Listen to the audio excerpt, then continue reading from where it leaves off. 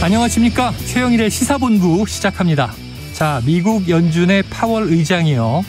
최종 금리는 예상보다 높아질 수 있다. 한 6%를 예견하는 기사들도 있습니다. 자, 이런 매파적 발언을 하자 미국 증시가 하락했습니다. 그러면 우리도 또 금리가 따라서 오를 수밖에 없을 텐데요.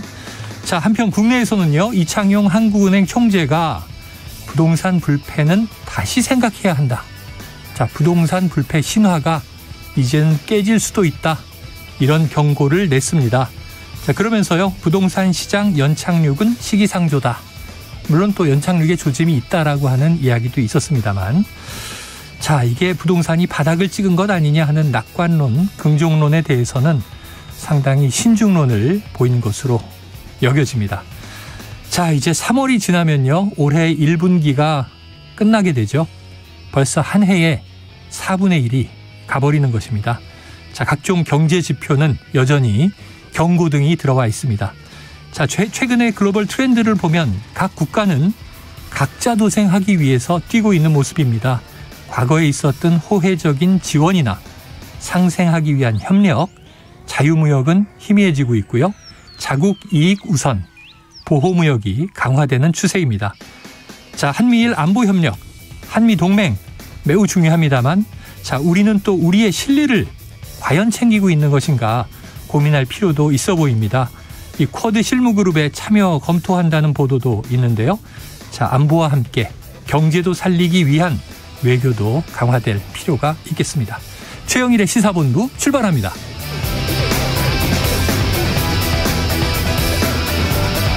네, 1부에서는요.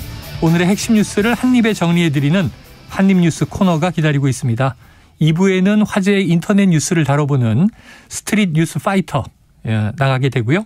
이어서 이재호 국민의힘 상임고문과 함께하는 보수의 품격, 그리고 사건 본부까지 만나보겠습니다. 자, 1부 마지막에 신청곡 들려드리고 있죠. 디저트송. 오늘 듣고 싶은 노래가 있으시면요. 문자 샵 9730으로 자유롭게 보내주시기 바랍니다. 짧은 문자 50원, 긴 문자 100원이고요. 오늘의 디저트송 선정되신 분께는 치킨 쿠폰을 보내드리고 있습니다. 오늘도 많은 참여 부탁드립니다. 최영일의 시사본부 한입뉴스. 네, 오늘의 핵심 뉴스를 한입에 정리해드립니다. 한입뉴스 박정호 오마이뉴스 기자, 이봉우 미디어인권연구소 뭉클연구원과 열어보겠습니다. 두 분 어서 오세요. 네, 안녕하십니까. 자, 그런데 이제 속보 하나를 먼저 전해드려야 될 것 같습니다. 오늘 오전 10시 반쯤에 전북 순창군 구리면에 있는 한 지역 농협 주차장에서 1톤 화물차가 보행자들을 덮치는 사고가 발생했습니다. 이 2명이 심정지 상태로 병원으로 옮겨졌고요. 또 15명이 크고 작은 부상을 입었습니다. 자, 소방당국은요. 부상자 가운데 상당수가 고령자여서 인명피해가 더 늘어날 수 있다, 이렇게 밝혔고요. 대응 단계 1단계를 발령하고 구급차 10세대를 배치해서 사고를 수습하고 있습니다. 자, 이 사고가 난 농협에서는 제3회 전국 동시조합장 선거가 치러지고 있었고 조합원들이 줄을 서서 투표를 하고 있던 중인데요. 자, 경찰은 70대 남성이 해당 농협 옆 창고에서 비료를 싣고 나오다 운전 미숙으로 사고가 난 것으로 보고, 자, 정확한 사고 경위는 조사하고 있는 중입니다. 자, 오늘이 전국 동시조합장 선거가 또 치러지는 날인데요. 자, 모든 투표소에서 정말 안전관리가 이제부터라도 잘 또 지켜지기를 기대해 보고요. 이슈로 바로 들어가 보겠습니다. 자, 박 기자님. 네. 어제 늦은 밤에 속보로 들어왔는데요. 윤석열 대통령이 다음 달 말 미국을 국빈 방문한다. 확정된 겁니까? 네, 지금 백악관과 또 우리 용산 대통령실에서 다 확인한 내용인데요. 먼저 이제 백악관은 어떤 얘기를 했냐면 카린 장피에르 대변인 명의의 성명이 나왔습니다. 네. 그래서 바이든 대통령과 질 바이든 여사 4월 26일 국빈으로 미국을 방문하는 윤석열 대통령과 김건희 여사를 맞이한다. 네. 또 국빈 방문에는 국빈 만찬이 포함된다, 이렇게 설명을 했고요. 이번 방문에 대해서 한미동맹 70주년을 기념하는 거다. 또 한미동맹은 한미와 인도태평양 또 전 세계 평화 안정 번영을 증진하는 데 중요하다, 이렇게 강조를 했고, 네. 김은혜 홍보수석도 이렇게 얘기했어요. 이 국빈 만찬을 포함한 다양한 일정을 함께하면서 70년간 축적된 한미 동맹의 성과를 축하하고 동맹의 미래 발전 방향에 관해 심도 있는 논의를 가질 거다 이렇게 얘기를 했는데 이 외국 정상의 방문 형식 가운데 최고 수준의 예우가 바로 이제 국빈 방문입니다. 네. 우리나라 같은 경우는 2011년 당시 이명박 대통령 시절 그 이후 12년 만에 국빈 방문이 진행이 되는 거고요. 이 어떻게 보면은 여러 가지 상황이 뭐 진행되겠지만 공식 환영식도 있고 의장대 사열, 뭐 예포 발사, 국빈 만찬, 고위급 환영, 환송식 이렇게 진행이 되고 또 영빈관인 블레어 하우스가 숙소로 제공되는 그런 면이 있어서 국빈 방문에 좀 의미를 많이 담는 그런 상황으로 보시면 되겠습니다. 네, 올해가 또 한미 동맹 70주년이어서 그런 의미를 담은 국빈 방문이다 하는 설명도 있었습니다. 어쨌든 백악관과 대통령실이 동시에 공식적으로 발표했으니까 이건 확정된 일정인데 일전에 생각이 나는 게 블룸버그 통신이 4월에 이 윤 대통령의 방미와 정상회담이 있을 것 국빈 만찬 준비 중 이런 얘기 보도했었거든요. 그렇습니다. 그때는 이제 이거 확정된 거 아니다 하고 이제 대통령실도 확인을 안 해줬습니다만 결국은 이게 또 외신의 정보력이 좋았구나 이런 생각이 드는데 자, 이 바이든 정부가 윤 대통령을 국빈 초청한 데는 이 우리나라 주요 기업들의 경제적 투자가 결정적이었다. 이런 외신 분석도 있습니다. 그렇습니다. 사실 어제 백악관이 이제 성명을 통해서 이 국빈 방문 사실을 발표할 때도 보면 거기 안에 글로벌 공급망 강화가 언급돼 있습니다. 이것을 위해서 이제 한국 대통령과 만남을 가진다, 정상회담을 한다는 취지였는데요. 언론에서도 비슷한 얘기가 나오는데 워싱턴 포스트 미국 언론의 어제자 보도를 보면요. 삼성, SK그룹, 현대와 같은 주요 기업들을 포함해 한국에 수십억 달러 규모의 미국에 대한 경제적 투자가 초청을 하는데 결정적인 역할을 했다. 글로벌 공급망 강화에 도움이 될 것이다. 이런 말을 미국 관계자가 정부 관계자가 했다 그래요. 그래서 이러한 한국 기업의 미국 진출 그리고 투자가 아무래도 이번 국빈 방문에 영향을 미쳤지 않느냐라고 미국 언론도 보고 있는 것인데 또 하나 다른 요인들도 있습니다. 어제 그 백악관 성명을 보면은 인도태평양 지역 억제력 증진이라는 얘기가 있고 한미일 3자 공조 국방안보 파트너십 이런 얘기가 있는데 이것은 인도태평양 억제력 같은 경우에는 역시 미국이 주도적으로 일본과 한국과 함께 이행하려고 하는 중국에 대한 견제가 포함된 것으로 보이고 한미일 삼각공조 국방안보 같은 경우에는 북핵 문제, 북한에 대한 견제를 역시 더 강화하기 위해서 이번 국빈 방문이 이루어지는 것 아니냐. 이것을 미국 언론도 꼽고 있습니다. 그런데 한 가지 더 주목해 볼 부분은요. 워싱턴 포스트가 윤석열 대통령이 최근 강제동원 제3자 변제안을 확정한 데 대해서 한일 관계를 개선하기를 열망하는 미국의 지원 하에 일본의 한국 대통령이 이런 제안을 강제동원 해법을 제안한 것이다. 이렇게 해석하고 있어요. 이 부분은 한미일 삼각공조와 빠른 조기 정상회담을 역시 이번 강제동원 해법의 성과로 꼽았던 우리 정부 여당의 입장과도 일치하는 부분이기는 한데 한미일 삼각공조나 인도태평양 지역 억제력 증진, 중국 견제 이런 부분은 강제동원 문제와 사실 무관하게 우리 정부가 미국과 추진하던 부분이었고 이 전쟁 범죄 피해, 인권 문제를 과연 이런 다른 국방안보 사안으로 연결시키는 것이 맞는가 하는 문제도 여전히 논쟁거리로 남아 있습니다. 그래요. 그런 대목들은 또 기존에 이제 인권 강조하면서 예를 들면 중국이라든가 또 다른 나라들에 대한 이제 비판을 또 서슴지 않았던 미국의 이 민주주의 정신하고도 좀 맥락이 다르다 이런 생각은 들어요. 그렇습니다. 자, 지금 이제 바이든 대통령 지난해 5월에 윤 대통령 거의 취임하자 20일 만에 방한을 해서 정상회담을 했고 그리고 또 한 차례 있었습니다. 세 번째 정상회담을 갖게 되는 것인데 박 기자님, 이게 우리가 지금 풀어야 할 숙제, 과제가 많이 쌓여 있죠? 네, 그러니까 크게 보면은 두 가지예요. 안보 그리고 경제인데요. 먼저 이 동맹, 한미 동맹 안보적인 면에서 보면 대북 핵 억제 실행력 이거 어떻게 강화할 거냐 이 얘기를 우리가 할 것 같은데요. 지금 미국을 방문 중인 김성한 국가안보실장이 워싱턴 특파원 간담회에서 어떤 얘기를 했냐면 미국은 대북 확장 억제 공약의 굳건함을 다시 분명히 하면서 또 현재 진행 중인 다양한 이 전략자산 전개 그리고 연합훈련 이게 이제 미국의 방위 공약에 대해서 한국 국민이 신뢰하는 계기가 되길 기대한다 이렇게 언급하고 있어요. 그러니까 미국이 우리 국민들이 기대하는 정도의 대북 핵 억제력을 좀 많이 보여주는 그걸 약속하는 게 좀 필요하지 않겠냐 이런 분석이 나오고 있는 상황이고요. 북한의 핵미사일 도발 심화에 대응해서 미국의 전략자산 전개 한미연합훈련 확대가 좀 어떻게 될지 구체적인 사항이 나올지 이거 좀 봐야 될 것 같습니다. 그리고 또 하나는 경제적인 부분인데요. 네. 지금 계속해서 언론 보도나 아니면 기업계에서 나오는 얘기가 아니 한미동맹 강화된다고 하는데 그래서 미국의 여러 가지 요구를 들어서도 보면 남는 게 없는 게 아니냐 이런 얘기도 좀 나오고 있거든요. 그러니까 인플레이션 감축법, 전기차 문제가 걸려 있는 네네. 거고 반도체법. 이건 또 우리 반도체 산업 전체에 명운이 걸려 있다라고 네. 얘기도 나오고 있기 때문에 그렇죠. 미국 산업정책 이행 과정의 주요 이제 동맹인 한국의 기업이 좀 불공평한 대우받는 게 아니냐. 그리고 불확실성이 너무 이제 커 보여서 그러니까 반도체법 같은 경우는 우리가 보조금을 미국에서 받게 되면 사실상 우리의 이제 공정 과정을 좀 보여주고 기밀까지 좀 누출되는 게 아니냐. 네네.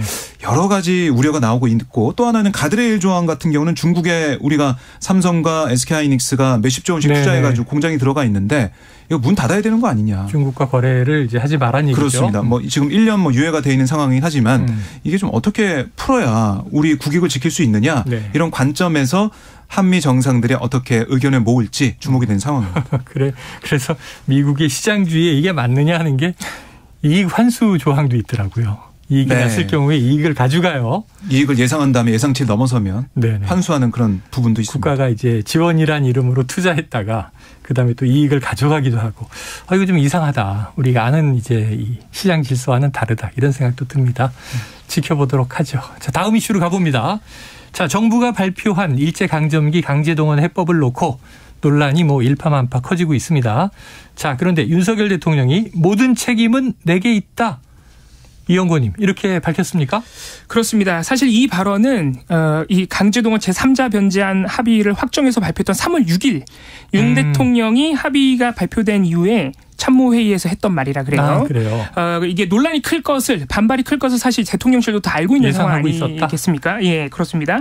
그래서 윤석열 대통령이 참모들에게 대통령으로서 수행해야 할 외교와 안보, 국방 모든 정책의 책임은 내게 있다고 다시 강조를 했다는 게 이게 3월 6일 발언인데 3월 7일에 이런 발언이 있었다고 이제 언론 보도가 많이 나왔고요. 네네. 이제 언론 보도에서는 이 대통령의 의지가 그만큼 확고했다. 대통령의 결단, 대통령 개인의 결단이 참모들의 반발에도 불구하고 일부 반대 의견이 있었음에도 불구하고 네. 이 문제를 해결하기 위한 결단이 크게 작용했다고 이제 언론 보도가 나오고 있고 또 이 발언을 전하는 언론 보도를 보면요. 대통령의 이 같은 결단에는 이 경제적 효과에 대한 확신이 있었다.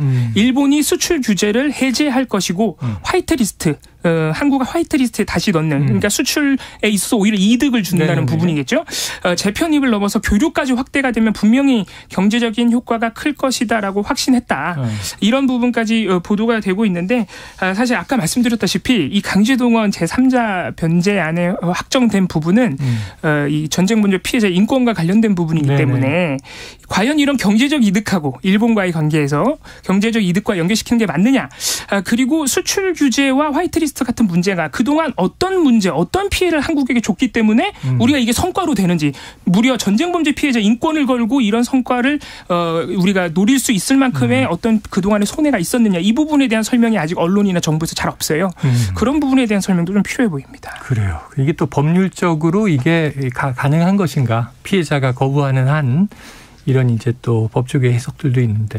뭐 피해자도 피해자지만은 그 가해 당사자죠. 네네. 전범 기업들이 여기에 이제 동의하느냐 이것도 좀 봐야 될 것 같거든요. 이거 동의하지 않고 3자가 변제하는 방식으로 추진된다고 하는 것도 우리 이제 법 체계상 문제가 있다라는 법조계 의견도 있어요. 네네. 결국 이 가해 당사자 전범 기업들이 이걸 좀 받아들인다고 하면 어떻게 보면 제3자 변제 방식을 용인하고 네네. 그건 또 뭐냐면 이 전범 기업들 자체도 사실상 인정한 꼴이 돼버리는 거잖아요. 근데 일본에서는 인정하지 않는 방향인데 오히려 3자 변제 방식으로 인정하는 꼴이 된다라는 법조계 분석도 있기 때문에 이게 아마 법적으로도 계속해서 파장이 이어질 것 같다 생각이 듭니다. 네. 그래서 이제 민주당이 이미 냈던 문희상안과 다르지 않다 이렇게 얘기를 했지만 어제도 얘기했잖아요. 1+1이든 2+2든 일본 쪽에서도 동참을 해서 우리 기업이나 우리 정부도 함께 지원을 하고 그리고 이제 진정한 사죄가 전제돼야 한다라고 돼 있기 때문에 차이가 크다. 이런 또 분석도 나왔습니다. 자, 이런 와중에 지금 1,500여 개의 시민단체, 야권, 예전 같으면 이제 제야인사 이렇게 부르는 인물들이 시인도 있고 작가도 있고 그렇죠. 네. 이 시국 선언을 하는 등 반발이 커지고 있는 것 같습니다. 네, 어제 이제 오후에 여의도 국회 본청 앞에서 시국선언 기자회견이 열렸는데 네. 한일 역사정의 평화행동 등 1,532개 시민단체와 민주당, 정의당, 그러니까 야권도 함께하는 그런 시국선언이었습니다. 네. 어떤 얘기를 했냐면 윤석열 정부가 대한민국의 국격을 땅에 떨어뜨리고 국민의 아픔을 다시 짓밟으며 식민 지배는 불법이다. 이런 우리 헌법의 근본 질서를 스스로 훼손했다라고 주장을 했고요. 대한민국 헌정사에 이처럼 본말이 전도된 백기투항 망국적인 외교 참사가 있었느냐라고 따져 물었습니다. 그리고 어제 기자회견에서는 이 강제동원 피해자 양금덕 할머니, 김성주 할머니도 함께 했거든요. 네. 두 할머니가 몸도 안 좋은 상황에서 그래도 이제 발언 이어나가는 모습을 보면서 거기 참석자들의 눈물을 흘리기도 했었는데 이런 거예요. 일본 사람들 우리를 끌고 갔는데 어디다 사죄를 받고 어디다 배상을 요구하겠느냐. 일본은 양심이 있으면 말을 해보라. 호소한 거예요. 그러니까 이게 제3자 변제든 뭐 돈으로 배상하든 이게 다 상관없이 일본이 가해자가 사죄를 해야 된다. 이런 얘기를 거듭 강조를 했습니다. 그래서 뭐 이재명 대표도 여기서 이렇게 얘기했죠. 윤석열 정부의 반역사적, 반인권적, 반국가적인 야합에 대해 끝까지 국민과 함께 싸우겠다라고 주장을 했고 이정미 정의당 대표도 강제동원 피해자들의 수십 년 싸움을 자신의 치적쌓기에 묻으려는 윤석열 정부의 이번 결정 우리 모두 힘을 모아 함께 싸워나갈 거다 이렇게 강조를 했는데요. 이번 주 주말에도 범국민 이 대회를 서울광장에서 열어서 일본 그다음에 정부를 규탄하는 내용의 대회를 진행할 예정이고요. 그다음에 다음 주 13일에는 국회에서 정부의 해법을 검증하는 토론회를 열겠다라고 시민단체가 강조를 했습니다. 네, 자 일본 언론 쪽 그러니까 외신을 보면 이번 해법의 실현을 위해서는 또 일본이 한국에 대한 수출 규제를 빨리 풀어야 한다. 일본 정부도 한국 정부가 저렇게 나왔는데 반응을 좀 해라 하는 이제 압력을 일본 언론이 일본 정부에 대해서 제시하는 것 같아요. 그런데 일본 정부에서는 오히려 새로운 조건을 내걸었다. 이건 어떤 겁니까? 그렇습니다. 사실 일본 언론이 3월 6일에 발표된 직후에 굉장히 이제 환영하는 보도가 많이 나오고 일본 정부도 사실 마찬가지죠. 네. 예, 물론 일본 정부의 태도는 여전히 인정한 전쟁 범죄 강제동원 조치를 인정하지 않고 사죄와 배상이 없는 상황이지만 일본 언론에서는 한국 정부에 대해서 적극적으로 일본 정부와 일본 기업이 맞춰주지 않으면 이 협상이 이 합의가 퇴색될 우려가 있다 그러면서 대표적으로 꼽은 것이 수출 규제 해제입니다. 네네네. 이것은 한국 정부도 사실 수출 규제가 곧 해제될 것이다 성과를 꼽고 있고 일본에서는 이미 한국에서 WTO 제소 절차를 중단하겠다는 입장을 표명했기 때문에 수출 규제 완화도 해제도 한번 논의를 해보겠다 이런 얘기까지 나왔어요. 근데 JTBC 보도를 보면요, 이 니시무라 야스토시 일본 경제산업상이 정책 대화를 하긴 할 건데 한국 측의 심사 체제 등 수출 관리 실효성에 대해서 확실히 확인을 하고 한국 측의 향후 자세를 지켜보겠다는 얘기를 했습니다. 그러니까 당장 풀어주는 게 아니라 한국 측을 한번 지켜보겠다는 것인데 이 의미는 한국이 일본의 전략 물자를 수입했을 때 뭐 반도체 소재라든가 이런 것들을 수입했을 때 제3국 등에 보낼 우려가 없는지까지 한번 보겠다는 얘기라서 계속해서 또 다른 조건을 걸면서 수출 규제 해제도 사실 빠르게 해주지 않는 곳으로 조금씩 이렇게 간을 보는 것은 아니냐 이런 걱정도 나오고 있는 상황입니다. 네, 간을 본다고 얘기하셨는데 지금 전향적으로 풀어줘도 우리 측 입장에서는 수출 규제 과거사 때문에 일방적으로 그걸 무역으로 보복하는 행위를 했다가 이제 와서 풀어줘도 이게 우리 쪽에서 이렇게 양보하고 면죄부 줬다는 얘기도 나오고 하는 곤혹스러운 상황에서 추진하는 해법인데 오히려 지켜보겠다.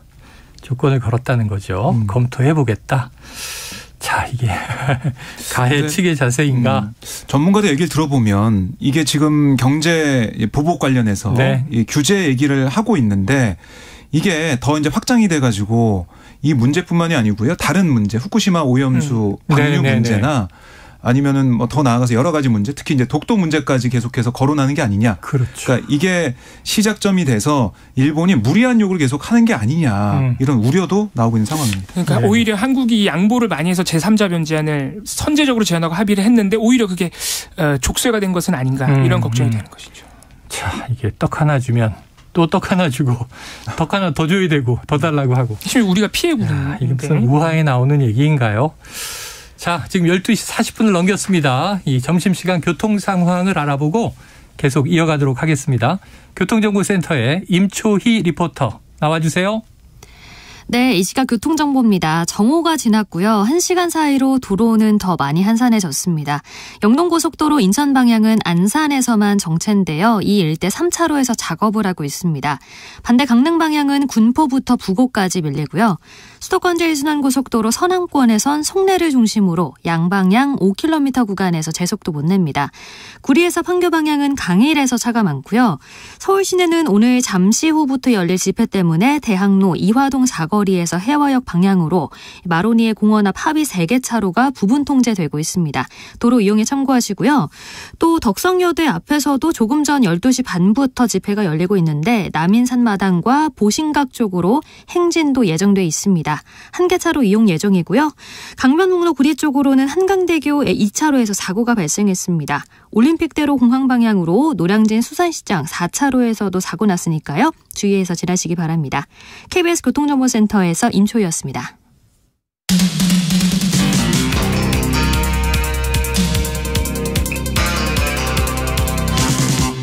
최영일의 시사본부. 네, 뉴스를 이어가도록 하겠습니다. 자, 아까 그 일본 문제, 한일 간의 강제 동원 피해자에 대한 지원 해법, 여러 가지 얘기를 지금 짚어보고 있는데, 이 정부의 해법을 옹호하기 위해서 논란이 되는 발언들도 나오고 있다. 박 기자님, 이건 무슨 얘기입니까? 네, 우선은 김영한 이 충북도지사가 네. 뭐 페이스북이나 뭐 영상 이런 걸 통해서 자신의 입장을 밝혔는데요. 그러니까 정부 해법을 옹호하는 발언을 하고 있는 상황입니다. 그래서 어떤 얘기를 했냐면 내 무덤에도 침을 뱉어라라는 페이스북 그 제목의 글에서 네. 나는 오늘 기꺼이 친일파가 되련다. 이렇게 얘기하면서 정부의 결정, 그러니까 우선 뭐 2명의 장관께 감사드린다. 라고 하면서 박진 장관 얘기도 하고 윤석열 대통령 얘기도 하면서 감사의 뜻을 전했는데요. 이재명 대표가 이게 삼전도의 굴욕에 버금가는 외교사의 치욕이다. 라고 비판한 그 점을 꼬집으면서 삼전도에서 청나라에게 머리를 조아린 게 문제의 본질이 아니다. 남한산성에서는 식량이 남아있지 않았다. 싸울 수 이길 수 없었다. 그러니까 준비를 안 한 조선의 무기력과 무능력이 문제였다라고 얘기하면서 척화를 했으면 나라를 구할 수 있었을까? 그 호기는 턱도 없는 관념론이다. 그렇게 해서 구할 나라가 아니었다. 이렇게 얘기하면서 이 대표도 비판했지만은 결국 우리가 실력이 없는 상황에서 그 상황을 제대로 파악하지 못하고 그냥 아둔한 모습을 보였다. 준비를 못했다. 그러니까 우리의 문제였다는 걸 부각을 시킨 거예요. 결국 윤석열 대통령의 3.1절 기념사에서 나왔던 그런 언급과 연관되는 그런 얘기를 하면서 윤석열 대통령과 박진 장관의 애국심에 고개 숙여 경의를 표한다. 이번 해법을 주도한 것을 통큰 결단이라고 부르고 싶다. 이렇게 평가를 했고요. 그리고 대통령 측근, 그러니까 대통령과의 대학 동기 40년직이라고 불리는 검사 출신의 석동현 민주평화통일자문회의 사무처장도 SNS에 글을 올렸는데요.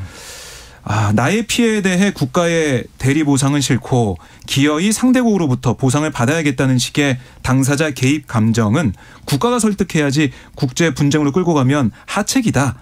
아직도 일제 식민 지배하에 있어서 독립운동이라도 해야 하는 것처럼 몰아가는 좌파들의 비참한 인식에서 좀 탈피하자. 식민 지배 받은 나라 중에 지금도 사죄나 배상하라고 악쓰는 나라가 한국 말고 어디 있나. 이렇게 글을 올려서 논란이 되고 있습니다. 그래요. 지금 이제 우리 청취자분들도 이 문제 제기가 하나 있습니다. 합의가 맞습니까? 언론이 제대로 용어 쓰셔야죠. 하고 따끔하게 질책하셨는데 이게 합의가 아니고 지금 이제 우리 쪽의 발표죠. 해법에 대해서는. 자, 해법은 한일 간에 합의된 내용이 아닙니다. 자, 이제 우리 정부가 해법이라고 발표한 것을 놓고 일본 언론, 뭐 일본 정부 반응들이 나오고 있고 여기 또 이제 미국 대통령은 뭐 환영이다. 이제 이런 입장. 지금 유엔과 EU도 보니까 환영한다. 이런 입장이더라고요. 자, 어쨌든 지금 이제 우리가 내놓은 해법인데 박진 외교부 장관은 이제 컵에 물이 반쯤 채워져 있으니 나머지도 채워져야 한다는 건 일본의 행동을 촉구한 건데 일본이 이제 어떻게 움직일지에 대해서는 아직 미온적이라는 얘기를 이제 우리가 지금 뉴스를 전하면서 이제 분석해 보고 있는 거예요. 네. 근데 뭐 어떻게 보면은 전쟁 범죄 피해자를 석동현 사무총장 같은 경우는 악을 쓰는 사람, 악쓴 사람으로 이렇게 묘사를 했는데 이게 이제 피해자가 있고 가해자가 있는 게 분명하고 2018년 대법원에서 확정 판결이 있지 않았습니까? 판결금을 지급하라.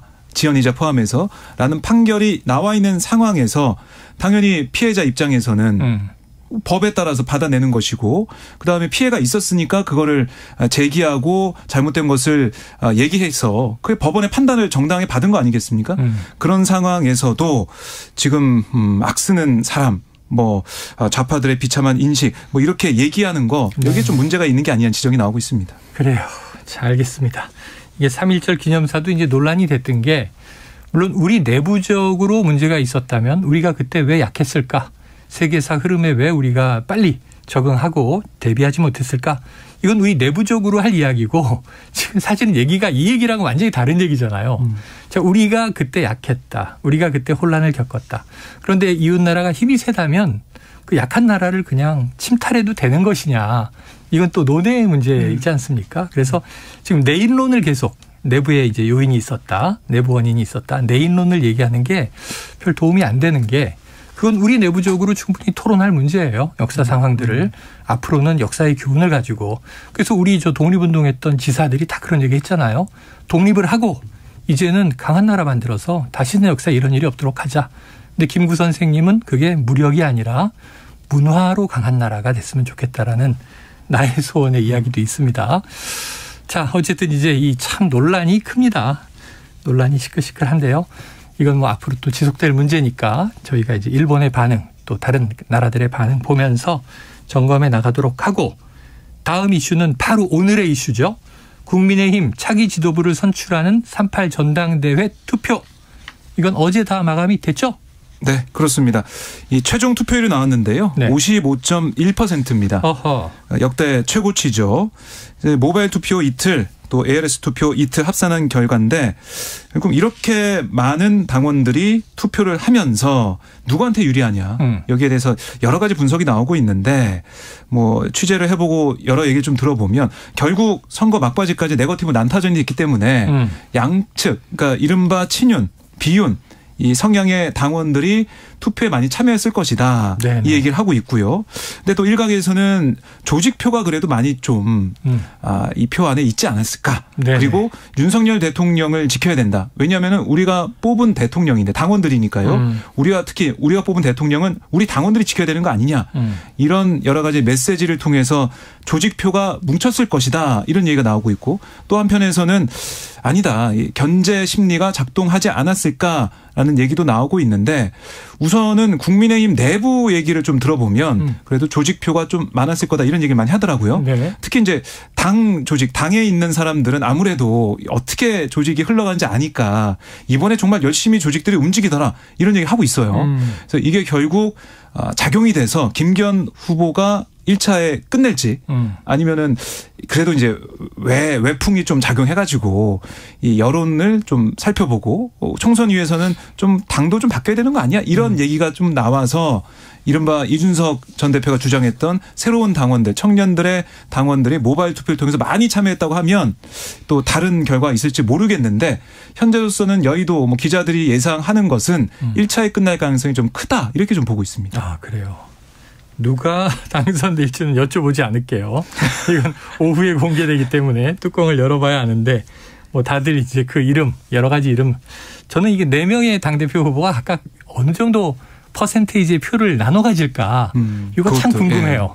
그게 당원들의 이제 어떤 입장이나 성향 분포를 우리가 볼 수 있을 것 같아요. 물론 이제 선출은 1명이 됩니다만 나머지 지지자들에 대해서는 또 어느 정도 표가 몰렸을까? 이것도 향후 당을 통합시키는 데 중요한 지표가 될 것 같아요. 특히 이제 최고위원 4명이 누가 될 것이냐. 맞습니다. 네. 그게 너무나 궁금합니다. 최고위원 4명, 청년 최고위원 1명도 네. 오늘 발표가 되죠. 자, 그래서 모두가 주목하는 건 지금 투표 결과 발표인데 이 의원님 오늘 전당대회 어떻게 진행이 됩니까? 일단 최대 1만 명 정도가 운집할 것으로 예상이 돼서 네네. 굉장히 킨텍스에. 그렇습니다. 예, 굉장히 흥행한 전당대회임은 오늘도 역시 행사 날이 오늘도 입증이 된 것이고요. 일단 윤석열 대통령이 참석을 해서요.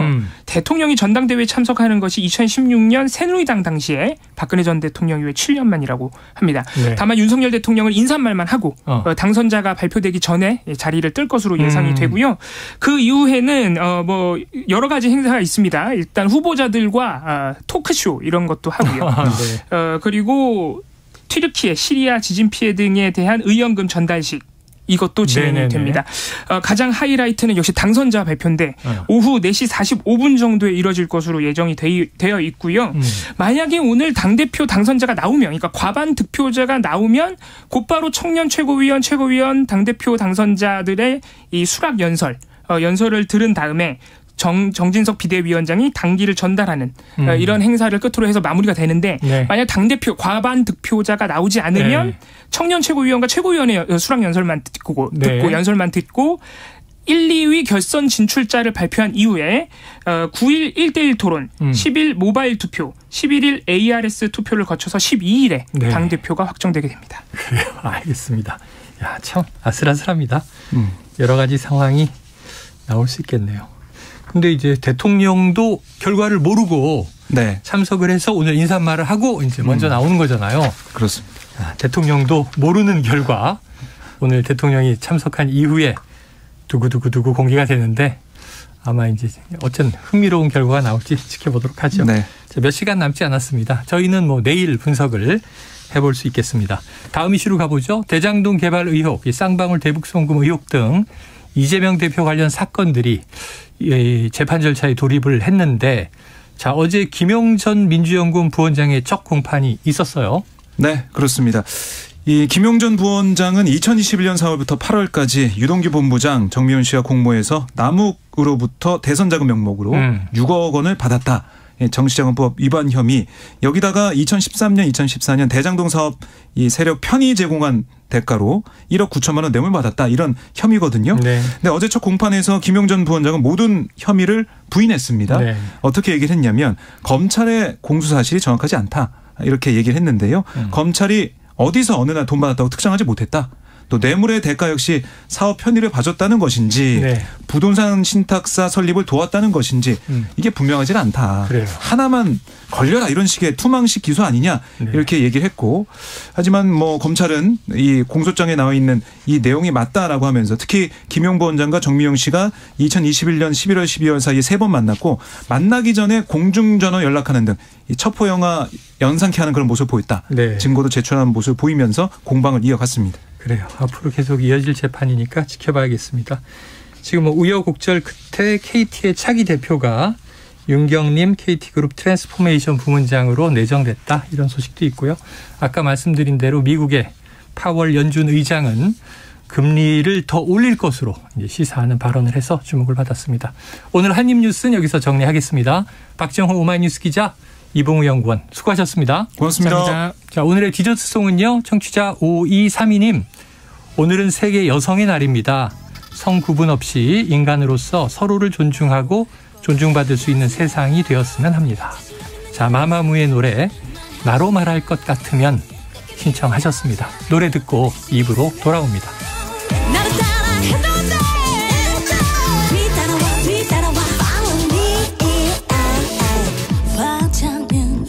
귀찮으니까 노출은 안 해 그럴 필요 없어 이상해 좀 특이해 평범한 게 더 싫어 이런 내 모습 부모님께 감사해 Me for with the sun 생각나고 정신은 나이클래스 눈치 보지만 네가 바로 보글 Hello bonjour 니하오 안녕 세계가 꿈마다 매력이 있대 나로 말할 것 같으면 겨울에 미소매 입으면 내 도움이 된대 I love you 나로 말할 것 같으면 자신감 있는 여자 말하자면 느낌 있는 여자 자신 있으면 나를 따라해도 돼 뒤따라와 follow me 나로 말할 것 같으면 아주 금방져 편한 게 좋아 그게 나니까 돌려 말 안 해 숨기지 못해 금방져 신경 안 써 나를 모르는 소리 그냥 내 멋대로 내 식대로 해 My name is 무스타 어디까지나 그냥 내 취향이니까 예민하지만 컴플렉스 nothing selection super clash 스타일로 난 너를 보내 my baby 어디까지 말꼬리 잡는 너 태국도 blind drive 내 차에 타 자자 나로 말할 것 같으면 자신감 있는 여자 말하자면 느낌 있는 여자 자신 있으면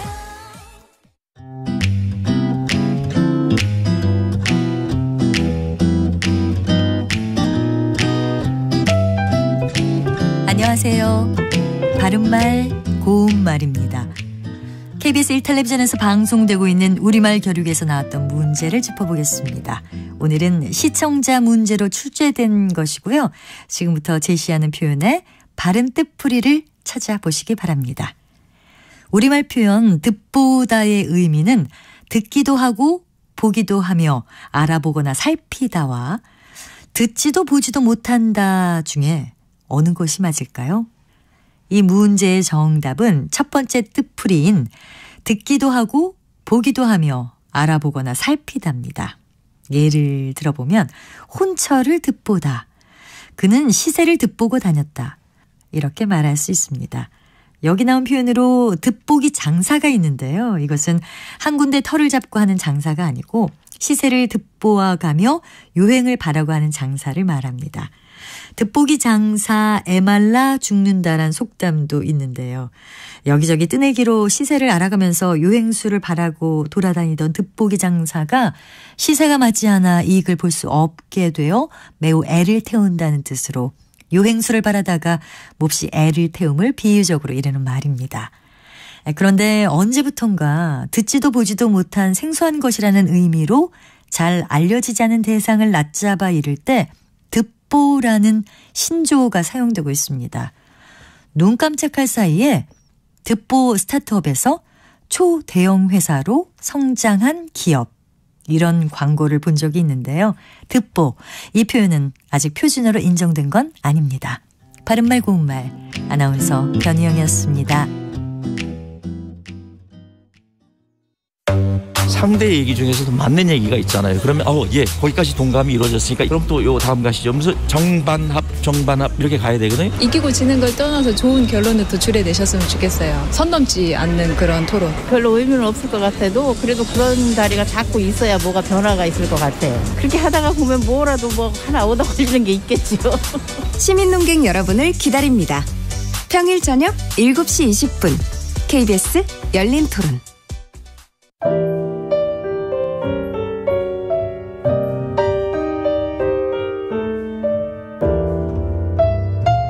내일의 품격, 김성환의 시사야에서 챙겨가세요. 하루를 마무리하는 시간 꺼내보는 당신의 지식 창고. KBS 1라디오 김성환의 시사야. 평일 밤 10시 5분 여러분을 찾아갑니다.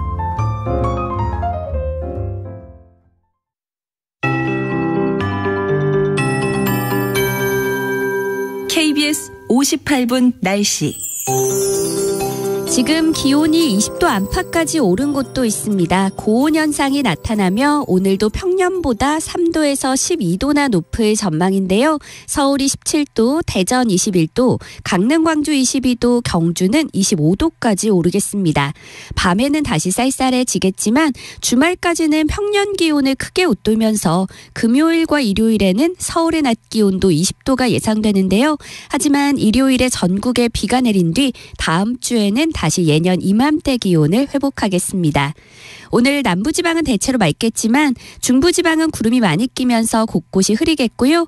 내일 오전까지 가끔 비가 내리거나 빗방울이 떨어지는 곳이 있겠습니다. 예상 강수량은 경기 북부와 강원 북부 내륙이 5에서 10mm, 서울 등 그 밖의 중부지방은 5mm 미만이 되겠고 곳에 따라 천둥, 번개와 돌풍이 동반되기도 하겠습니다. 한편 강원 영동과 경상 남북도에는 건조특보가 발효 중입니다. 바람도 강하게 불고 있어 불조심하셔야겠고요. 특히 강원 영동과 경북 북동 산지, 경북 북부 동해안에는 강풍주의보도 발효 중이니까요. 시설물 관리에 더욱 신경을 쓰시기 바랍니다. 현재 서울의 기온은 17.3도, 습도는 43%입니다. 송소진입니다.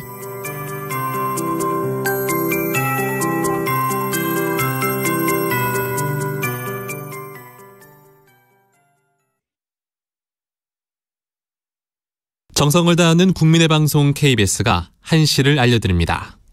AM 711kHz, FM 97.3MHz, KBS 1라디오입니다. HLKA.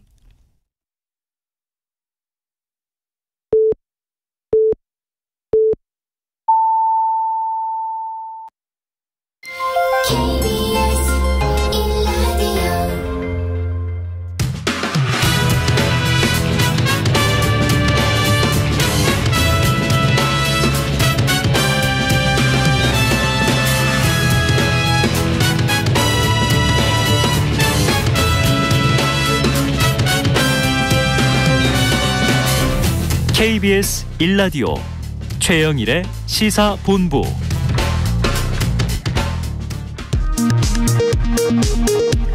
이 시각 라디오 정보센터 뉴스입니다.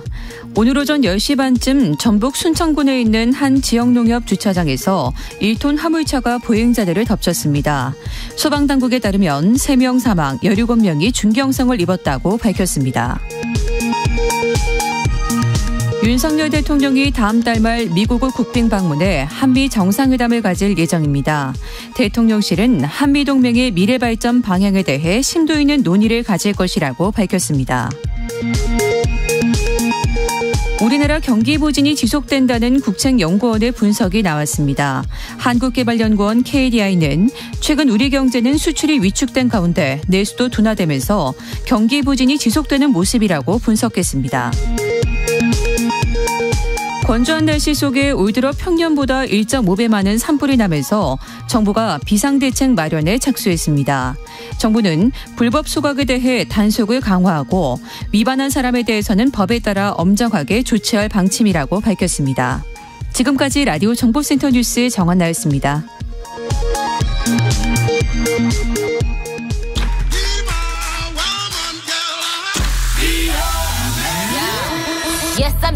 네, 인터넷에서 화제가 된 뉴스를 다뤄보는 스트릿 뉴스 파이터 시간입니다. 조현정 시사평론가 나와주셨습니다. 어서 오세요. 네, 안녕하세요. 자, 최근에 각 지자체들이 담배꽁초 수거 보상제라는 걸 시행하기로 했는데요. 네. 시작을 했죠. 길거리에 있는 담배꽁초를 수거해온 주민에게 일정 보상을 해주는 제도다. 네. 이게 취지는 좋게 도입이 됐는데 네. 이게 다른 환경 문제를 양산할 수 있다. 이런 지적도 있어요. 네, 맞습니다. 일단 우선 담배꽁초 수거 보상제부터 네. 소개를 해드리면 주민이 자발적으로 길에서 담배꽁초를 모아서 오면 그 무게만큼 보상금을 지급하는 제도입니다. 네. 뭐 예를 들어서 우유팩 같은 거 하면 뭐 화장지 바꿔주고 있잖아요. 네네네. 그런 것처럼 가져오라는 건데 지역별로 조금씩 다르지만 만 20세 이상의 지역구민이면 누구나 참여를 할 수 있고요.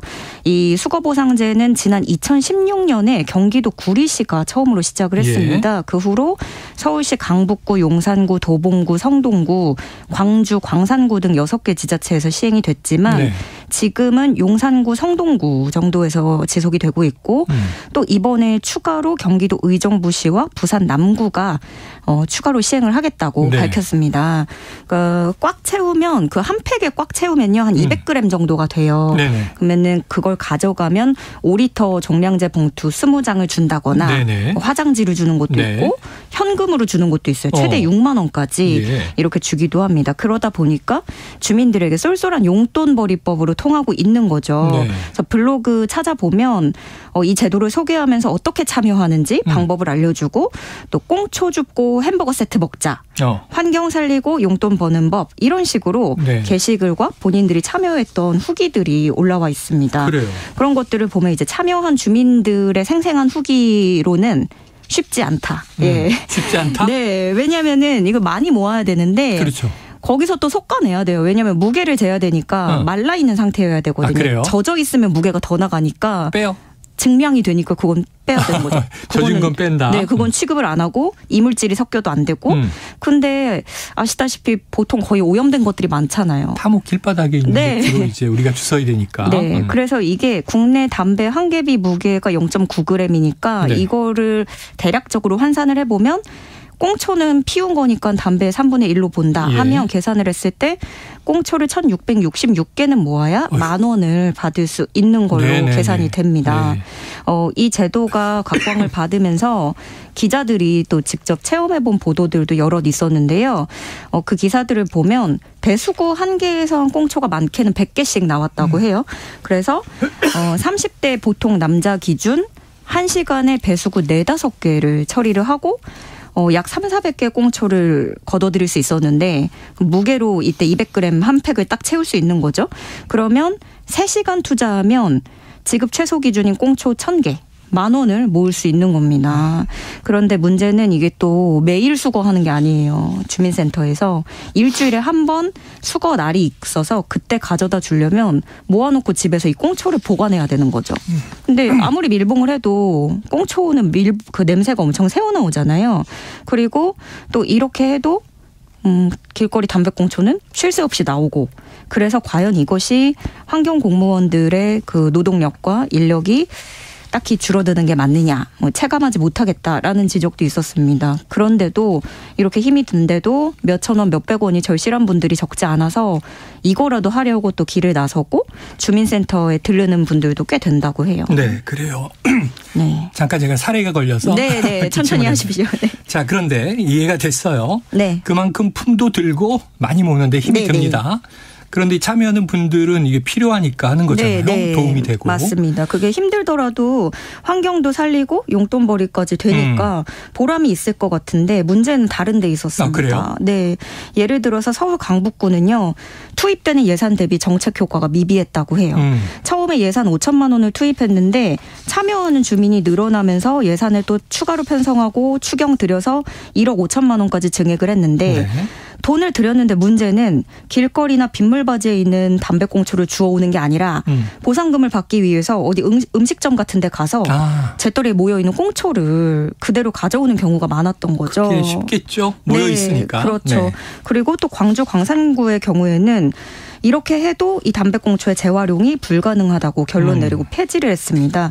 왜냐하면 담배꽁초를 처리할 재활용 시스템이 없는 거예요. 지자체들이. 네네. 그래서 이걸 자체 폐기하겠다고 소각을 하면서 이번에는 대기오염이 발생하는 문제가 생깁니다. 태워버리니까. 네. 그러니까 이렇게 일반 쓰레기로 태우는데 이 과정에서 일산화탄소나 포름알데히드 이런 담배 속에 들어있던 독성 물질이 그대로 대기 중에 배출이 되는 거죠. 그래서 전문가들은 담배꽁초를 소각 처리를 한꺼번에 해버리면 비료공장 주변 주민들이 암에 걸렸던 사례처럼 비슷한 문제가 발생할 수 있다라고 지적을 하고 있고요. 이러다 보니까 그냥 손을 놓은 게 아니라 또 지자체별로 다른 노력도 해봤어요. 네네. 예를 들어서 꽁초에서 플라스틱을 추출해서 보도블럭으로 만들어서 써보겠다 했던 건데 이게 웬걸 완성된 보도블럭에서 발암물질이 검출됩니다. 그래서 결국에는 상용화가 불가능한 것으로 결론 내렸습니다. 원재료가 나쁘니까 말이죠. 네. 그래서 뭐 이도저도 못하는 상황에 미리 도입을 했던 지자체들은 폐기를 하고 사업 폐기를 하고 그리고 또 그런데 올해 들어서도 또 새롭게 도입하겠다는 지자체도 나오고 있고요. 네, 이런 후기들을 종합을 해봤을 때 보니까 특히 그 배수구 빗물바지 쪽이 노다지였대요. 담배꽁초가 너무 많이 모여 있으니까. 그런데 지난해 여름에도 기억하시겠지만 왜 홍수가 났는데 그때 담배꽁초 때문에 더 물이 막혔었잖아요. 그랬죠. 그리고 또 허리 숙여서 내내 꽁초를 줍고 있는데 그 옆에서 또 모여서 담배를 피우는 사람들이 있고 이렇게 꽁초는 화수분처럼 파도 또 생기는 거죠. 그래서 전문가들은 수거 보상제에 드릴 예산으로 차라리 흡연구역을 만들거나 금연 캠페인에 돈을 쏟는 게 더 낫다. 네. 그리고 무엇보다 흡연자들의 인식 개선이 우선돼야 한다라고 강조를 하고 있고요. 네. 누리꾼들은 과태료를 세게 물려라. 담배값 올려서 수거 비용까지 해결하게 해야 된다 등의 의견 보태고 있습니다. 그래요. 제도에 참여한 분들 또 제도를 시행하는 지자체 또 흡연자, 네. 흡연자 때문에 이제 피해를 호소하는 비흡연자, 네. 참 공동체 문제가 쉽지가 않습니다. 뭔가 좀 서로가 서로의 기호를 또 뭐 누리면서도 네. 민폐되지 않는 방법을 꼭 찾아야 할 텐데요. 자, 중요한 대목은 이게 귀에 쏙 들어오네요. 흡연자들의 인식 개선이 우선되어야 한다. 네. 꽁초는 아무데나 버리면 원래 안 되는 거죠. 자, 또 이제 사실은 금연구역에서 담배를 피우면 이 딱지를 떼요. 맞습니다. 네, 지자체에서 많이 또 돌아다니시면서 이 범칙금, 과태료를 이제 물립니다. 자, 이런 것도 조심하시고요. 우리가 서로 예의를 지키는 사회로 가야 될 것 같습니다. 다음 이슈로 가봅니다. 자, 실내 마스크 착용 의무가 해제됐어요. 네. 그리고 첫 봄을 맞이하고 있는데, 자, 대학교 캠퍼스도 활기를 되찾고 있다. 네. 뭐 어떤 분위기입니까? 마스크 없는 첫 봄이잖아요. 그렇죠. 근데 저도 이상하게 나가고 싶고 막 뭘 사고 싶고 그러더라고요. 괜히. 예, 그만큼 생기를 찾는 계절이 오고 있는 건데요. 네. 각 대학 캠퍼스에서는 각종 동아리 활동들이 기지개를 켜고 있다는 소식입니다. 그렇겠죠. 네, 코로나 때문에 몇 년 동안 보지 못했던 동아리 활동 홍보물이 여럿 붙어 있고 신입 부원을 모집하는 부스도 마련이 됐고요. 동아리를 홍보하는 시범 무대나 체험도 다양하게 볼 수 있었는데요. 태권도 동아리 부원들은 단체로 도복을 입고 공중제비를 돌면서 발차기로 나무 판자를 격파하는 모습을 보여주고 뭐 복싱 동아리 부스에 가보면 글러브를 받아서 펀치를 날려볼 수 있고요. 버스킹 공연에 푸드트럭, 포토존도 마련돼 있었습니다. 한 취업정보 사이트가 올해 대학에 입학하는 2, 3학번을 포함해서 대학생 1,110명을 대상으로 조사를 해봤더니 응답자의 73%가 약 4년 만에 찾아온 마스크 없는 캠퍼스 생활에 대한 기대감을 내비친 것으로 파악됐습니다. 네. 특히 OT, MT, 축제, 동아리 이런 대면 캠퍼스 활동 활성화에 대한 기대가 65.4%로 가장 높았고요. 이런 분위기에 맞춰서 각 대학마다 동아리 신입생 모집을 위한 대면 활동이 잇따르고 있는데요. 진정한 이제 봄이 오는 것 같아서 저까지도 설레는 봄입니다. 봄이 오는 캠퍼스 옛날 김수철 씨 노래의 시작인데 야, 저 캠퍼스 시절에는 그냥 대외 야외 활동 네. 너무 활발했는데 이런 거 상상도 못 하셨잖아요. 예, 청량역에서 기차 타면 아무데나 내려도 네. MT촌들이 있었죠. 그 가평 여기서 꼭 사진 찍어야 강촌 네, 유명했습니다. 자, 지금 캠퍼스 활동 올해는 좀 정상화돼서 우리 청춘들이 공부도 열심히 하고 또 동아리 활동, 각종 활동, 취미생활 열심히 했으면 좋겠고요. 이게 뭐 캠퍼스뿐입니까? 이제 모든 야외 활동이 네. 잘 되기를 기원해 봅니다. 자, 소화기 좀 주세요. 이 경찰의 다급한 요청에 주민들이 달려와서 함께 대형 화재를 막아내는 일이 있었다. 네. 어떤 상황이었습니까? 지난 5일 오후 1시쯤이었는데요. 제주시 내도동 한 다세대 주택 야외 주차장에서 펑 하는 소리와 함께 불이 나기 시작했습니다. 인근 주민이 근처를 지나다가 불길을 발견하고 119에 신고를 했고 소방당국의 공동대응 요청을 받은 경찰도 급히 인근에 지나다니던 순찰차를 출동시켰습니다. 네네. 근방에 있던 경찰들이 먼저 도착을 해서 순찰차 안에 비치됐던 소화기로 화재 진압을 시도를 했는데 이게 소화기 한 대로 거센 불길을 잡기는 역부족이었고요. 결국에 경찰이 도움을 요청해요. 순찰차 안에 확성기를 틀어서 화재가 발생했으니 소화기 좀 가져다 주세요 라고 방송을 합니다. 네. 그때 이를 들은 주민 10여 명이 각자 본인의 집에 있던 소화기를 들고 이야. 모두 뛰어나왔습니다. 네네. 그렇게 경찰이 주민들과 함께 소화기로 진화를 다시 시작을 했고 소화기가 없던 주민분들은 현장에서 대피 안내 등을 하면서 또 나름의 역할로 힘을 보탰고요. 이렇게 주민들의 힘을 합친 덕분에 경찰이 현장 도착 5분 만에 큰 불씨를 잡아냈습니다. 네. 곧이어 10분 만에 도착한 소방대원들이 잔불을 다 껐고요. 건축물이 일부 타서 재산 피해가 나기는 했지만 다행히 인명피해는 발생하지 않았고 더 큰 화재로 이어지는 것을 막을 수 있었습니다. 그래요. 이렇게 방송을 듣자마자 또 두 발로 뛰쳐나온 분들 네, 너무 대단하시고 대단한 시민의식이죠. 예, 그리고 이게 조금 안타까운 게 지금 소방당국이 잠정 추정하기로는 담배꽁초로 인한 부주의로 화재가 났을 것으로 추측을 하고 있는데 네네. 오늘 또 공교롭게 담배꽁초 이야기를 했잖아요. 그러네요. 네, 조심해야겠습니다. 아, 그렇죠. 이게 미관상 뭐 쓰레기 문제만이 아니고 네. 화재 위험이 있다는 거. 이게 대단히 또 담배꽁초의 문제인 것 같아요. 네. 그래서 산에 가서는 절대 안 되는데 그래도 간혹 또 사고가 납니다. 다른 발화 요인도 혹시 있을지 확인 중이라고 하니까 네. 담배꽁초는 지금 현재까지는 추정이다. 이렇게 얘기 드리고요. 집집마다 그래도 소화기 한 대씩은 다 있다. 네. 소화기 한 대씩은 기본적으로 안전을 위해서 비치하셔야 되겠습니다. 자, 오늘 중요한 얘기가 많았네요. 여기까지 듣죠. 지금까지 조현정 시사평론가였습니다. 고맙습니다. 고맙습니다.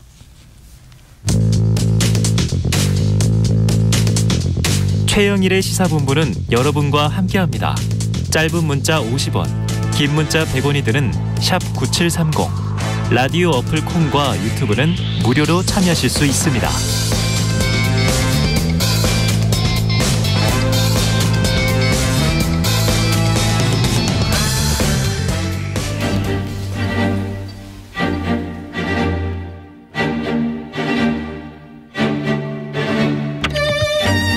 네, 보수의 시각으로 현안을 들여다보는 보수의 품격 시간입니다. 자, 오늘도 이재호 국민의힘 상임고문 그리고 진행을 돕기 위해서 임경빈 시사평론가 나와 계십니다. 어서 오세요. 예, 안녕하십니까. 네, 자 본격적으로 시작해 보죠. 예. 자, 국민의힘 새 지도부를 뽑는 전당대회가 오늘입니다. 예. 사실 요 프로 끝나고 1시간 지나면 3시에 시작해서 5시 전에는 결과가 나오지 않겠는가 예상을 하고 있는데, 자, 먼저 역대급 투표율 55.1%예요. 고모님 어떻게 보셨습니까? 많이 나왔습니다. 많이 나왔는데 이 정권 교체되고 첫 번 하는 전당대회니까 네네. 아무래도 사람들이 좀 관심이 있고 네. 결집도가 높지요. 네. 그런 게 있고 또 이제 당원이 재임 당원을 근 84만 정도 네. 해놓으니까 예. 자연적으로 좀 관심도가 높아지니까 가는 거. 또 두 번째는 이번 전당대회에 뭔가 결집하는 것을 보여줘야 내년 총선에서 분위기를 잡을 수가 있다. 네네네. 그런 이제 기대감이 당원들에게 있지요. 그러니까 뭐 정권 교체하고 첫 번째 하는 전당대회는 거의 뭐 한 50% 정도는 다 예상했으니까요. 아, 그래요? 예. 자, 결과 발표는 오늘 4시 45분부터 시작될 예정입니다. 최고위원 결과 당연히 오늘 나오고요. 청년 최고위원도 마찬가지고요. 자, 그런데 중요한 질문. 당대표가 오늘 나올 걸로 보십니까? 뭐 해석이 뭐 구구하긴 한데 네네. 이 투표율이 높기 때문에 네. 아무래도 쏠림 현상인 좀 있다고 봐야죠. 좀 있다. 예, 쏠림 현상이 이 투표율이 높은 데 따라서 네네. 쏠림 현상이 있기 때문에 1차전에서 나올 확률도 많습니다. 예. 오늘 결정될 가능성도 높게 보신다. 그렇습니다. 있습니다. 네. 그런데 뭐 그렇지 않은 경우도 있긴 한데 네. 오히려 투표율이 많아서 표가 분산되겠다는 네네네. 그런 해석도 가능하니까 예. 그래 되면 막 아주 근소하게 1차전에서 과반이 안 넘거나 그러니까 만약에 1등 후보가 49% 나왔다. 가정을 하면 그렇습니다. 턱걸이가 안 되는 거죠. 48이나 뭐 48점 얼마나 49점 얼마나 49.9가 나와도 안 되니까. 네. 또는 뭐 50.0 나와도 이제 되는 거죠. 50.0 나와도 되는 거죠. 그렇죠. 그러니까 지금 기대는 아마 그 당에서 기대하는 건 1차전에서 끝날 거다 이렇게 볼 텐데. 잠깐 근데 이게 김기현 후보가 워낙에 이제 전방위적인 지원을 받고 있었다라는 게 대체적인 평가인데. 그렇습니다. 그래서 뭐 당연히 사실은 압도적으로 이겨야 되는 선거인데도 불구하고 끝까지 좀 예측이 어렵게 끌려온 것 자체가 어떻게 보면 이제 김기현 후보라든지 뭐 당 주류들 입장에서는 뭐 일종의 좀 실패한 선거 캠페인이었던 거 아니냐 뭐 이런 평가도 있는 것 같더라고요. 그러나 전당대회는 오늘 끝나고 대표는 뽑겠지만은 전당대회 운영 과정은 좀 매끄럽지 못하죠. 좀 깨끗하지를 못하지. 윤핵관이 초기에 너무 김기현 후보를 싸고 돌았는 거. 대통령실이 노골적으로 개입한 거. 그다음 또 대통령 비서실이 카톡방 카톡방인가 뭐 거기서 관여한 것. 그러니까 전반적으로 이번 전당대회는 대통령실이 과도하게 개입함으로 인해서 스타일 국인데다가 윤핵관이 또 너무 설쳐갖고 초기에 그러니까 뭐 전당대회 의미는 많이 좀 퇴색됐죠. 네.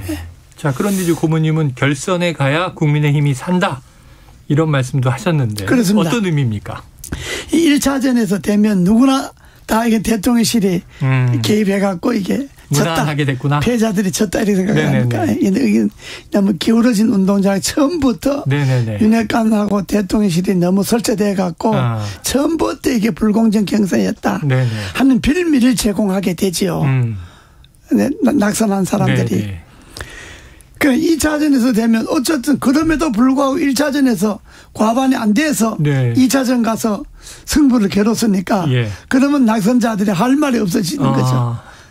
네, 적어도. 그렇죠. 그러니까 당이 좀 제대로 되려면 2차전에서 결정하는 게 낫지요. 네. 그리고 결선을 보통 하는 이유는 최종적으로는 과반 이상의 그렇습니다. 참여자의 표를 모았다. 이게 또 의미를 두기도 하잖아요. 그리고 결선까지 갔으니까 무슨 뭐 대통령실이 개입을 했다, 뭐 윤핵관이 설쳤다, 뭐 이렇게 이야기할 수 있는 근거가 많이 줄어드는 거죠.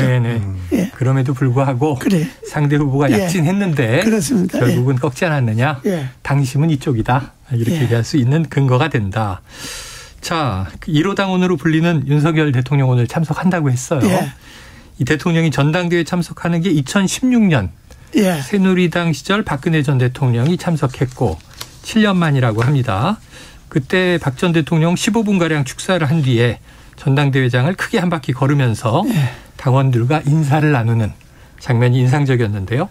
자, 윤 대통령은 오늘 왜 참석한다고 보세요? 그 대통령이 돼 갖고 당원들을 많이 돌아다니면서 뭐 당선 사례는 했지만은 네네. 그러나 당원들을 열성 당원들을 한꺼번에 많은 명을 모아놓고 하는 행사에는 처음 나가는 거니까 그렇죠, 당연히 그렇죠. 참석하죠. 그러니까 일종의 대통령 당선 이후에 당원에 대한 인사 또 할 겸 그렇게 참석하는 거니까 그건 뭐 박 대통령 이후에 참석을 못한 건 우리가 정권을 못 잡았으니까 참석을 못했던 거고 이건 뭐 정권 잡았으니까 당원 인사 겸 또 요즘 또 뭐 또 시절이 또 하수상하니까 뭐 한 말씀 하시겠지. 그렇게 이제 이해할 수 있고요. 그렇죠. 명분은. 근데 또 이제 이런 해석이 있어요. 이 대통령이 나 전당대회 갑니다 하고 이 등장을 예고한 것 자체가 내가 가는데 그러면 누군가 내가 원하는 뭐 있어야 되는 거 아니냐 영향을 끼치지 않았을까 하는 해석도 있습니다. 그렇습니다. 그러니까 오늘 참석하는 거는 이미 뭐 선거 끝났으니까 영향이 없지만은 그렇죠. 그러나 대통령 오늘 참석한다고 일찌감치 예고해놨잖아요. 맞습니다. 원래 그게 참석한다 그러려면 선거 끝나고 나서 이야기를 하든지 해야 되는데 선거 뭐 시작도 하기 전에 참석한다 했으니까 이미 사전 선거 운동 다 한 거지. 아이고 영향은 줬다. 다 한 거니까 뭐. 줬다. 예, 그거하고 뭐 오늘 참석해서 표 얻는 건 관계 없고 이미 뭐 선거 운동 다 했으니까 대통령실에서. 자, 윤 대통령 뭐 전당대회에서 이제 몇 분 정도 축사를 한다 이렇게 예고가 돼 있는데 정부 국정과제와 화합의 메시지를 낼 것이다 이런 전망이에요. 이 TV조선 단독 보도를 보니까. 새 지도부가 이준석 사태를 딛고 등장한 만큼 화합을 강조한다. 이렇게 또 이제 보도가 돼서 오늘 메시지에 좀 뭘 담았으면 좋겠다 이렇게 주문하시겠어요? 그건 뭐 단합이죠. 화합이고 단합이죠. 왜냐 그러면 이번 전당대회가 뭐 무사히 치러지긴 하고 또 그 당원들이 아주 많은 관심하에서 역대급 그 전당대회를 하긴 했지만은 그 과정을 보면 별로 그렇게 그 뭐 상쾌하지 못하잖아요. 그렇기 때문에 일단 전당대회 끝나고 나서 누가 돼도 다소 후유증이 있겠죠. 그러니까 원래 전당대회 끝나면 단합을 강조하고 화합을 강조하는 게 제일 제일 우선입니다. 그건 공식이고 그리고 이제 논란이 되고 있는 이번에 강제징용 배상 문제. 그것만 한 말씀 하시겠지. 그 해법 관련해서 한일 관계 등. 그렇습니다. 그래요. 대통령의 이제 국정 과제도 이야기할 것이고 당에는 단합을 또 이야기하는 메시지가 나와야 한다. 나올 것이다. 자, 그런데 지금 아까 잠깐 언급하셨는데 대통령실의 단톡방 논란이 시끌시끌하단 말이죠. 자, 그러다 보니까 이게 시민사회 수석실 행정관들이 안철수 후보를 비방하고 김기현 후보를 지지하는 메시지를 보냈다 이런 내용인데 지금 이게 행정관들의 그러니까 이른바 어공이라고 하지 않습니까? 어공들의 과잉 충성이냐 아니면은 이게 안철수 후보가 고발한 것처럼 공수처에 했습니다만 강승규 시민사회 수석의 좀 지시에 따른 것이냐 혹은 또 대통령은 지금 이 고발을 어떻게 느낄 것인가 좀 대통령실 이번 사건 관련해서 어떻게 보십니까? 그게요. 공무원은 당내 선거에도 개입을 못하게 돼 있습니다. 당내 선거라도? 당내 선거에도 개입을 못합니다. 그러므로 이번에 그 단톡방에 그 활동한 행정관들은 그 법 위반입니다. 선거법 위반이기 때문에 이 사람들은 당연히 조처해야 되고요. 당연히 조처해야 되고. 그러나 그 행정관들을 책임지고 있는 수석도 당연히 사과해야 되고. 그리고 그거는 뭐 과잉 충성 이런 것보다가 대통령실 분위기라고 봐야죠. 대통령실 분위기가 그렇다고 봐야 안 되겠습니까? 그러니까 강성규 수석은 당연히 책임자죠. 직접 관계는 안 했지만 관련자는 아니지만은 자기가 뭐 알았다면 관련자고 자기는 몰랐다 그러면 그 몰랐지만은 수석 밑에 행정관들이니까 책임을 져야 되지 않습니까? 책임지고 뭐 수석 자리를 내놓든지 사고를 하든지 뭐 해야 되고 이거는 결국은 행정관들이 그렇게 겁 없이 할 수 있었던 거는 대통령의 분위기가 김기현을 지지한다, 안철수를 싫어한다 이런 분위기를 읽었기 때문에 그런 것 아니겠습니까? 대통령실이나 대통령의 분위기가 아주 엄정 중립이다. 일체 관계하지 마라 이렇게 나간다면 감히 그렇게 할 수 있겠어요? 그래 못하죠.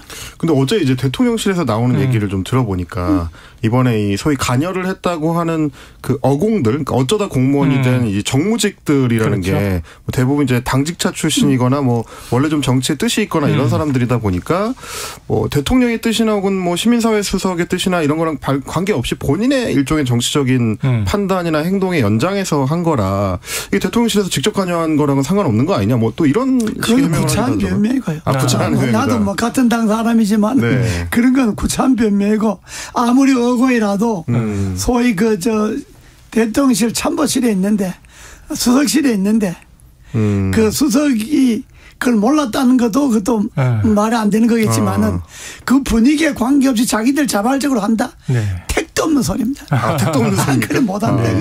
아무리 어고이라도 네. 들어가면 공무원 분위기에 젖어드는 거지. 공무원 분위기에 있으면서 바깥 그 룰에 따라간다. 절대로 안 되는 얘기. 그 이제 청와대에서도 있어 보셨던 분 입장에서 이제 단호하게 말씀하시죠. 아니 난 뭐 청와대는 안 해줬지만 그러나 특임 장관실이라는 게 뭐 청와대나 마찬가지니까 네네네. 일단 장관이든 수석이든 대통령 직원에 있으면 대통령의 분위기에 관계없는 일을 못해요. 자리 내놓기 전에는. 그 자리에 있는 한계는 못해. 더구나 행정관들이 수석의 분위기나 대통령의 분위기와 관계없이 네. 단톡방에 뭐 누구 지지하고 누구 욕하고 그래 못합니다. 그러나 알겠습니다. 아무리 배짱 좋은 행정관이라도 그거는 못한다. 그렇게 할 수가 없어요. 그게 그러니까 이걸 이제 개인의 일탈이다 이렇게 치부하는 것은 그건 옹색한 비겁한 변명이다. 그래도 구차한 변명이고 그건 그야말로 비겁한 거죠. 자, 하지만 이번에는 고모님에 대한 의심의 눈초리가 있습니다. 이걸 여쭤보겠습니다. 자, 얼마 전에 안철수 후보 행사에 참석하셨잖아요. 예. 그래가지고 이거 안 후보에게 힘을 싣고 계신 거 아니냐? 지금 청취자들도 그런 궁금증이 있을 거예요. 예. 대답해 주시죠. 이제 선거 끝났으니까 이야기하는데 네네. 뭐 힘신난다기보다가 그때 안 후보가 어려웠잖아요. 어려웠죠. 분위기가 아주 어려운 그 몰리는 분위기였잖아요. 그런데 본인이 마지막으로 그 집회를 하는데 축사 한번 해 주십시오. 요청이 왔군요. 예, 그렇게 간곡하게 부탁을 하는데 그거 안 들어주면 그건 선배도 아니지. 그러잖아요. 그건 지지와 관계없이 누가 그 무렵에 그렇게 부탁을 해도 가서 당연히 참석하게 되고 축사를 하게 되고 또 축사를 하면 덕담을 하고 좋은 말을 해줘야지. 축사하러 간 사람이 이 사람 안 된다 이렇게 이야기하면 되겠어요. 좋게 이야기해줘야지. 근데 그건 뭐 그때 사심 없이 그건 또 고문으로서 또 선배로서 당연히 가서 해주는 것이 그게 도리입니다. 하지만 지금 고모님 말씀 들으면서 저도 그렇고 청취자분들도 이게 좀 이렇게 막 코너로 몰린 안철수 후보가 좀 안타까우셨나 보다 이런 생각을 하시겠네요. 좀 길을 펴라. 하고 싶은 말 다 해라. 뭐 그런 게 없죠. 알겠습니다. 힘내라 뭐 이런 거죠. 혹시 안철수 후보 오늘 결선 투표가 이제 생긴다거나 결선 투표에 올라가서 가정하면 당선 가능성이 있습니까? 결선 투표 올라가면 김기현 후보가 절대적 지지를 못 받았다는 이야기이기 때문에 천하람, 황교안 후보에 갔던 표들 중에 거의 3분의 2 정도는 안철수 쪽으로 간다고 봐야죠. 그러면은 이제 뒤집힐 가능성이 있다는 거예요? 그럼 당선될 가능성이 있죠. 결선 투표 발생이라도. 결선 투표 간다면. 왜냐 그러면 김기현 후보 지지는 1차 투표에 다 나왔거든요. 1차 투표에 그냥 풀로 다 나왔기 때문에 2차 투표 가서 표가 더 오는 거는 황교안 표나 천하람 표에서 표가 글로 가는 건데 그건 지금 분위기로 봐도 그렇게 많지 않을 겁니다. 그래요. 자, 지금 이제 워낙 그 고모님이 화제 인물이셔서 자, 이런 기사 봤습니다. 중앙일보 기사에 국민의힘 익명 관계자가 인터뷰를 했는데 자, 고모님이 왜 친분이 있는 김기현 후보 대신에 안철수 후보를 미시느냐 이렇게 민다고 전제를 했어요.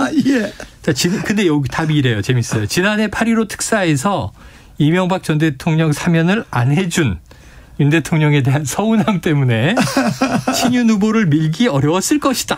이런 해석을 달았습니다. 그런데 결국 지금은 사면 됐잖아요. 어떻게 생각하세요? 그건 아니고. 아니다.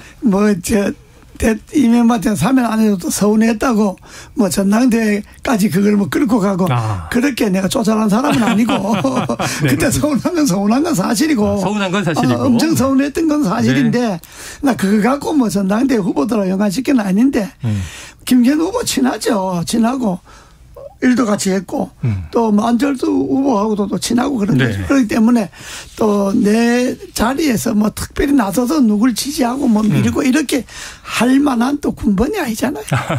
그래요. 근데 이번 전당대회 이제 막판으로 갈수록 안철수 후보가 상당히 좀 강경한 태도로 좀 바뀌기는 했거든요. 그렇습니다. 뭐 이제 대통령실을 향해서도 굉장히 좀 날선 반응을 많이 보였고 맞아요. 심지어 이제 캠프에서는 그 행정관들 문제 행정관들을 또 따로 공수처에 고발하기도 했고 그리고 이제 어제는 황교안 후보하고 연대하는 움직임도 보였는데 그러니까 이렇게 좀 안철수 후보가 막판에 뭔가 다른 모습을 보여주는 게 전당대회 이후까지도 계산해 둔 어떤 정치적인 이 생각이 있는 걸까요? 그런 점도 물론 뭐 있겠지만은 그러나 안철수 후보가 초반부터 상당히 용산하고 거리를 가깝게 하고 용산하고 뭐 공약이 틀어지지 않으려고 노력을 많이 했잖아요. 그렇죠. 또 많이 참았잖아요. 그렇죠. 우리가 생각해도 저 정도는 진짜 못 참는다 할 정도로 저 비굴 할 정도로 참아왔잖아요. 그러다 보니까 운동장이 너무 기울어지니까 그런다고 해서 뭐 용산 대통령실이 뭐 중단하는 것도 아니고 뭐 단톡방이라든지 뭐 여러 가지로 하는 게 보니까 이건 완전히 일종의 안철수로서는 배신감 같은 걸 느꼈죠. 자기는 후보 단일화까지 해서 양보를 해서 힘을 실어줬고 인수위원장까지 하면서 잡음 없이 해줬고 그래서 나를 지지는 안 할 망정 방해는 하지 말아야 되지 않느냐. 적어도 윤 대통령이랑 대통령실에서 그리고 윤핵관이라는 사람들도 나를 도와주지는 안 해도 드러내놓고 방해하면 안 되지 않냐. 이런 생각을 갖고 있죠. 안철수는 갖고 있는데 그러나 대통령하고는 그 사이를 일부러 멀리할 필요 없다 그래서 참았는데 보니까 참는 사람만 바보 되게 생겼으니까 아이 그거 아니다 이거 이렇게 되면 되나 안 되나 내가 할 소리는 해야 되겠다 이런 생각이 이제 막판에 든 거죠. 그거는 방금 말씀하신 대로 이 되나 안 되나 할 소리를 해놔야지 그래야 선거 이후에 되든 안 되든 되든 안 되든 내가 말을 이어갈 수 있는 명분이 안 생기냐 이런 생각도 들었겠죠. 그러다 보니까 결과 상관없이 어제 안철수 황교안 후보가 회동을 했잖아요. 그리고 이제 국회 소통관에서 공동 기자회견을 열었습니다. 그 내용이 자 황교안 후보가 오늘 아침 인터뷰에서 당이 망가지는 걸 보기 힘들다.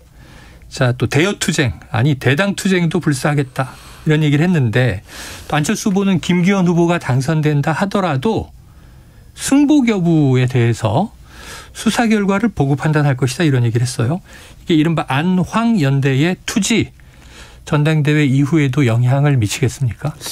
좀 그렇지 않겠습니까? 그러다가 이제 전화람도 이제 떨어진다면 가세할 테니까. 네네, 가세한다. 그러니까 뭐 안 후보나 황 후보는 결은 좀 다르죠. 네네. 사람들이 결은 좀 다른데 네네. 그러나 전당대 출마해서 떨어진다면 떨어졌다는 그런 이제 공감대가 형성되니까 뭐 공동 대당 투쟁, 대김기현 투쟁을 벌릴 수가 있지요. 그렇기 때문에 지금 이번 전당대 이후에 화합이나 단합이 아주 중요한 겁니다. 요거 팩트를 하나 좀 정리하고 가겠습니다. 안철수 캠프 측에서는 어제 해당 행정관들에 대해서는 별도의 고소고발을 하지 않을 계획이다 이렇게 밝히면서 이미 당원께서 고발하신 상황이다 이렇게 이야기를 했고요. 이후에 이제 강승규 시민사회 수석을 공수처에 고발한 상황이다. 해서 이제 행정관 수석에 대해서는 이렇게 좀 정리를 하겠습니다. 행정관이야 뭐 이미 고발돼 있으니까 따로 고발할 것도 없고. 그러니까 수석은 책임져라 이런 이야기인데 막판에 가서 이제 안철수 후보가 강경 노선을 나갔는데 그게 좀 늦었어요. 아 늦었다. 시간이 너무 빨리. 중간쯤 가서 치고 나갔어야. 천하람 쪽으로 가는 표도 안철수가 가져올 수가 있는데 너무 재다 보니까 너무 용산하고 등 앉으려고 척 앉으려고 너무 조심하다 보니까 타임을 좀 놓쳤죠. 실기했다. 실기했죠. 알겠습니다. 자, 다음 이슈로 한번 가보겠습니다. 요거 아까 잠깐 이야기가 나왔었는데요. 1965년 한일 청구권 협정 당시에 이때 이 고모님께서는 반대 데모 주도하다가 제적당하신 적 있죠? 그렇습니다. 제가 한일회담 그 굴욕 그때는 이제 회담 자체를 반대한 게 아니고 너무 굴욕적이다.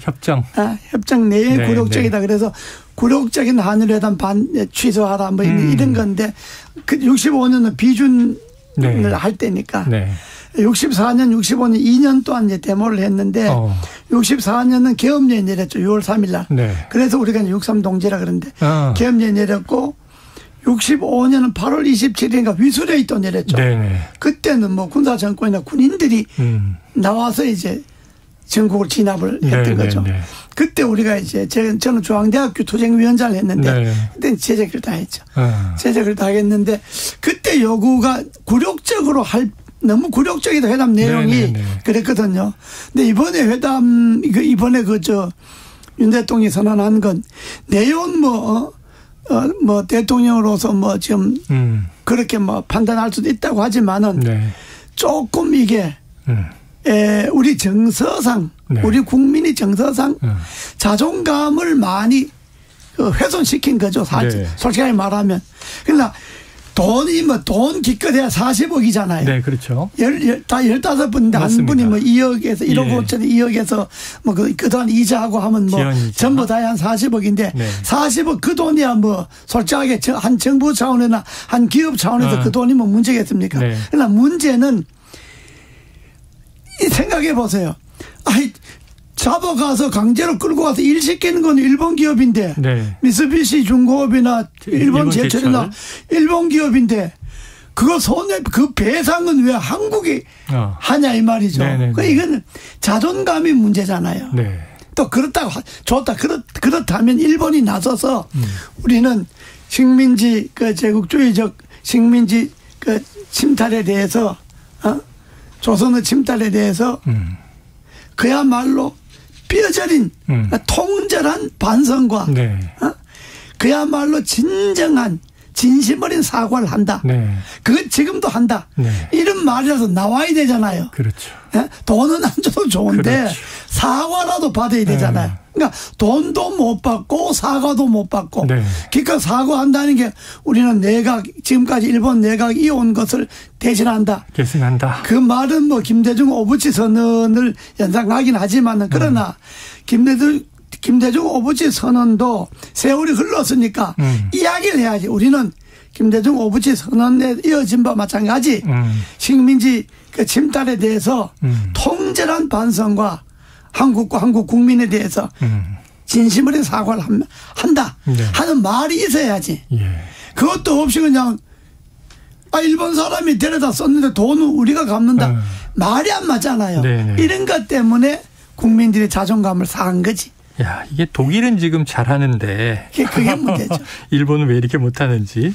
자, 지금 정 비대위원장이 여야가 지금이라도 문희상안 플러스 알파를 놓고 새로운 특별법을 제정하기 위한 논의를 시작하자, 이런 제안을 야당에게 했어요. 해결 방안 됩니까? 팩트가 좀 오해가 있는데 문희상안은요 2+2, 2+2 알파인데 일본 기업과 한국 기업 2, 일본 정부 한국 정부 2, 이 2+2가 공동 기금을 마련해서 하자, 이런 이야기이기 때문에 완전히 다르네요. 이 내용이 좀 달라요. 뭐 일본 기업과 한국 기업이 공동 출자하자는 그런 이야기가 있었기 때문에 이번에는 일본 기업은 투자 안 했잖아요.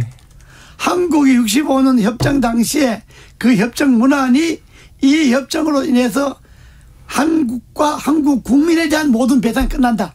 그 협정문에 나와 있거든요. 일본이 그거 갖고 버티는 거잖아요. 그런데 우리로서는 그건 국가 간의 협정이고 피해 입은 국민 개인에 대한 소송할 수 있지 않냐, 이렇게 이제 소송이 된 거잖아요. 대법원 판결은 그걸 인정한 겁니다. 그렇죠. 한 거잖아요. 그러니까 어쨌든 우리나라 대법원이 판결한 거기 때문에 뭐 어떤 정권에서 판결했냐는 둘째 치고 우리나라 대법원이 판결한 거기 때문에 현재 정권도 그 대법원의 판결을 존중해야 할 의무가 있잖아요. 그렇잖아요.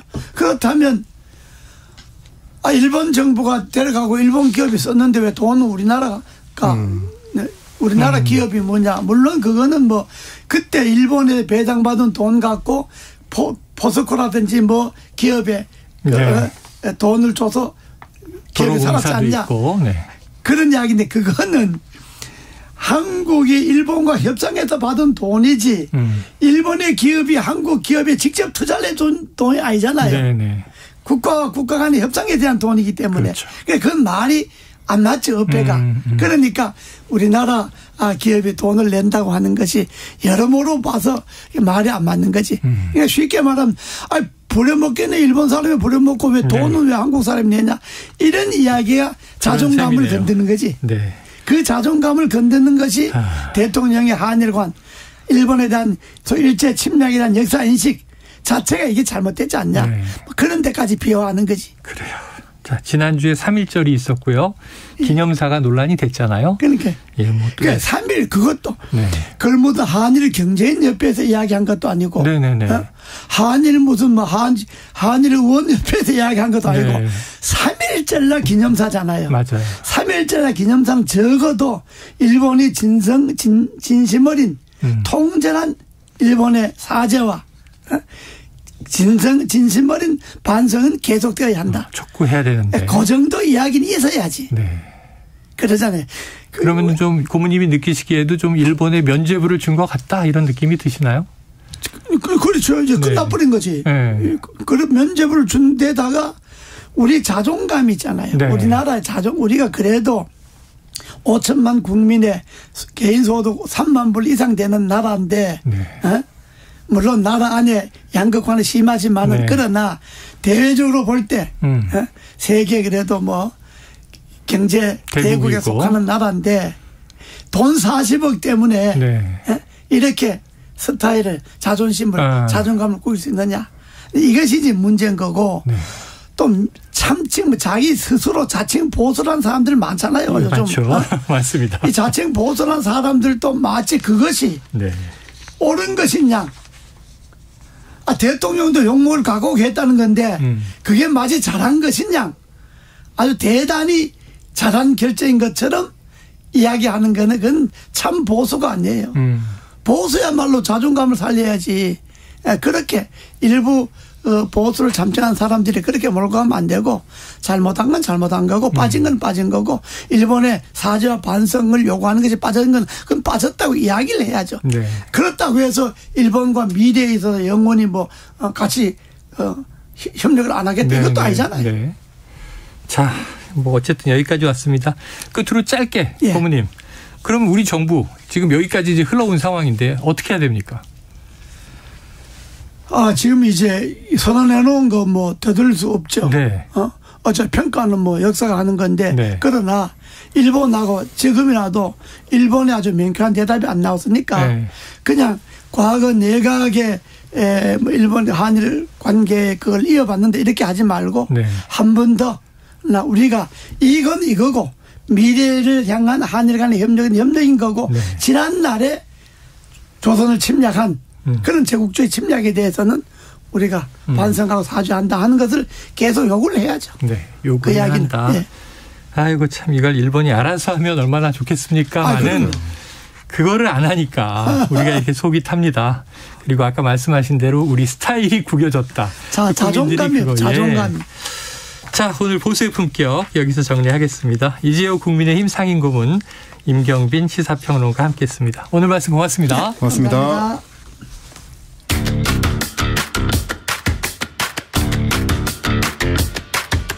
지금 여러분께서는 KBS 1라디오 최영일의 시사본부와 함께하고 계십니다.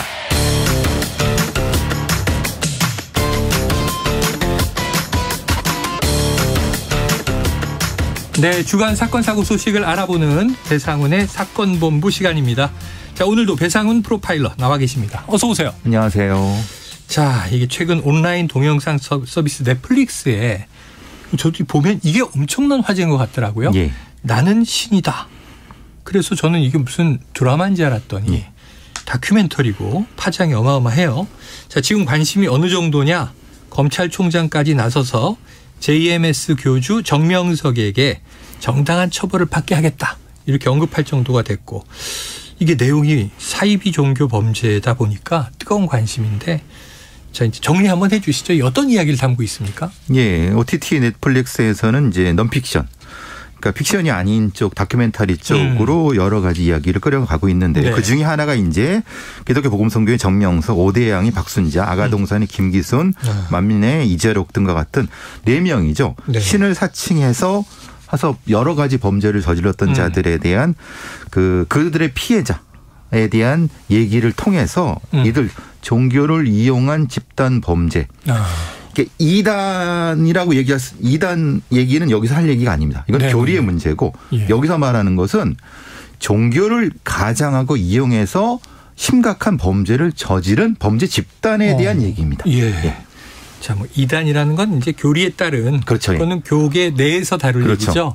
어디가 정통이고 어디가 예. 이단이다. 근데 그거보다 이거 문제는 뭐냐면 종교를 빙자했고 그렇죠. 그다음에 집단적으로 장기간 그렇죠. 상당한 이 범죄를 저질렀다는 게 이제 핵심이에요.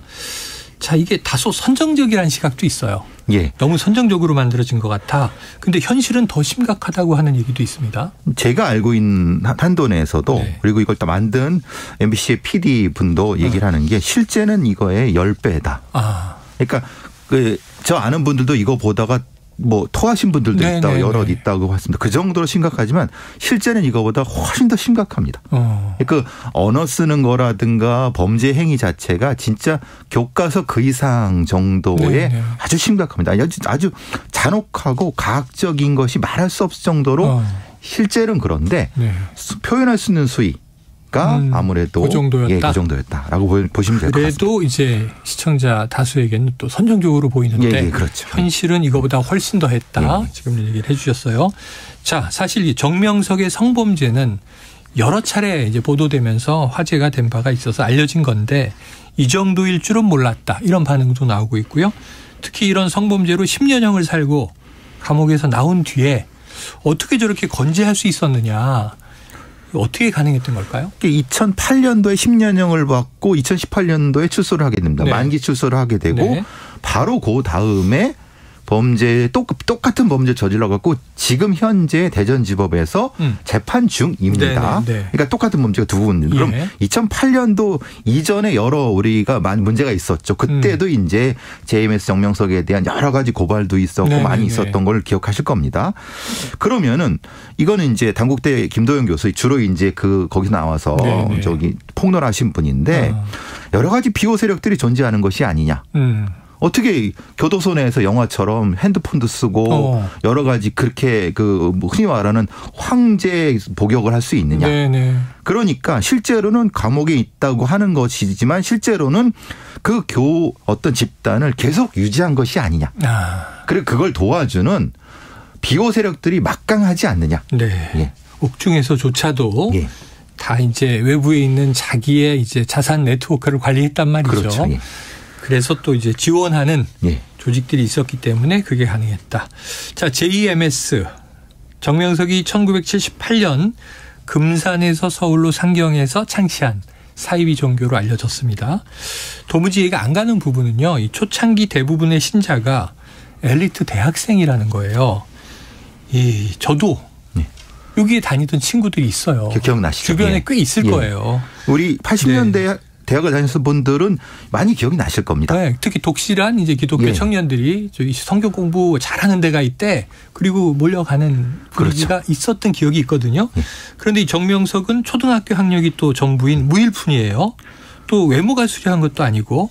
그러면 이렇게 흡입력 어디서 나온 걸까요?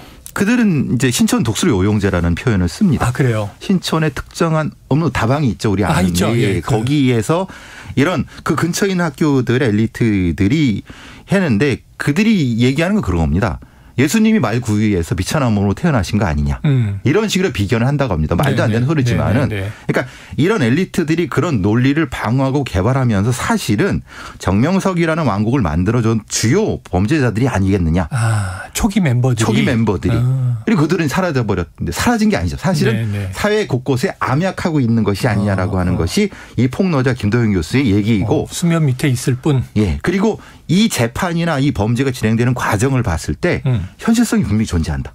곳곳에서 수사 정보를 알려주고 비호하고 도주 알려주고 정보 이건 분명히 초기에 이런 엘리트들이 사회 속에 녹아 들어간 것이 아닌가라는 의심이 분명히 든다는 겁니다. 그래요. 어쩌면 그들이 정명석에게 현혹될 수도 있겠지만 지금 말씀을 들어보면 그들이 자발적으로 이 조직을 만들고 이끌어온 창업 멤버일 수도 있다. 정명석은 일종의 바지사장일 수 있다고 주장도 있는 겁니다. 일부에서. 그런 주장도 일부 있다. 일부에서 있습니다. 여러 가지 가능성을 봐야 되겠군요. 자, 보통 사람들이 생각하기에는 이제 저런 사이비 종교 또 이제 범죄 단체 다른 측면으로 도대체 왜 속는 거냐. 젊은 사람들이 왜 저런 데 넘어가는 거냐 이렇게 안타까워하세요. 여기에 말려드는 심리는 뭐예요? 이걸 보시려면 60, 70년대 미국의 복음성의 운동부터 시작을 봐야 되지만 너무 깊지만은 그들의 어떤 운동 방식은 젊은 사람들의 화려한 이 대부분 이들의 그 예배가 보통의 예배가 아니라 콘서트 같습니다. 아이돌 그룹의 어떤 공연 같습니다. 화려한 음악과 이 집체화된 군무를 통해서 정명석 하는 거 보시면 춤도 추고 막 노래도 하고 그런 걸 하면서 집단 의식화 전략을 쓰면서 소위 이제 시골에서 도시로 올라와서 네트워크가 없는 젊은 학생들을 네트워킹해 갖고 일종의 소속감을 심어주는 방식으로. 소속감. 가족처럼 만들기도 하고. 소위 포모 증후군이라고 해서 외로움 증후군을 타파하는 대안체로서. 진행자께서도 80년대 이런 대학생들이 이런 게 많이 한 이유가 그겁니다. 기존의 가치관이 없고 새로운 가치관을 형성된 나이에 이들은 이것을 이용하게 된 거죠. 그게 그래서 그 시기에 우리 사회의 다양한 사이비 종교들이 그때 폭발적으로 나왔다는 것이 바로 그겁니다. 기억나요. 말씀하신 대로.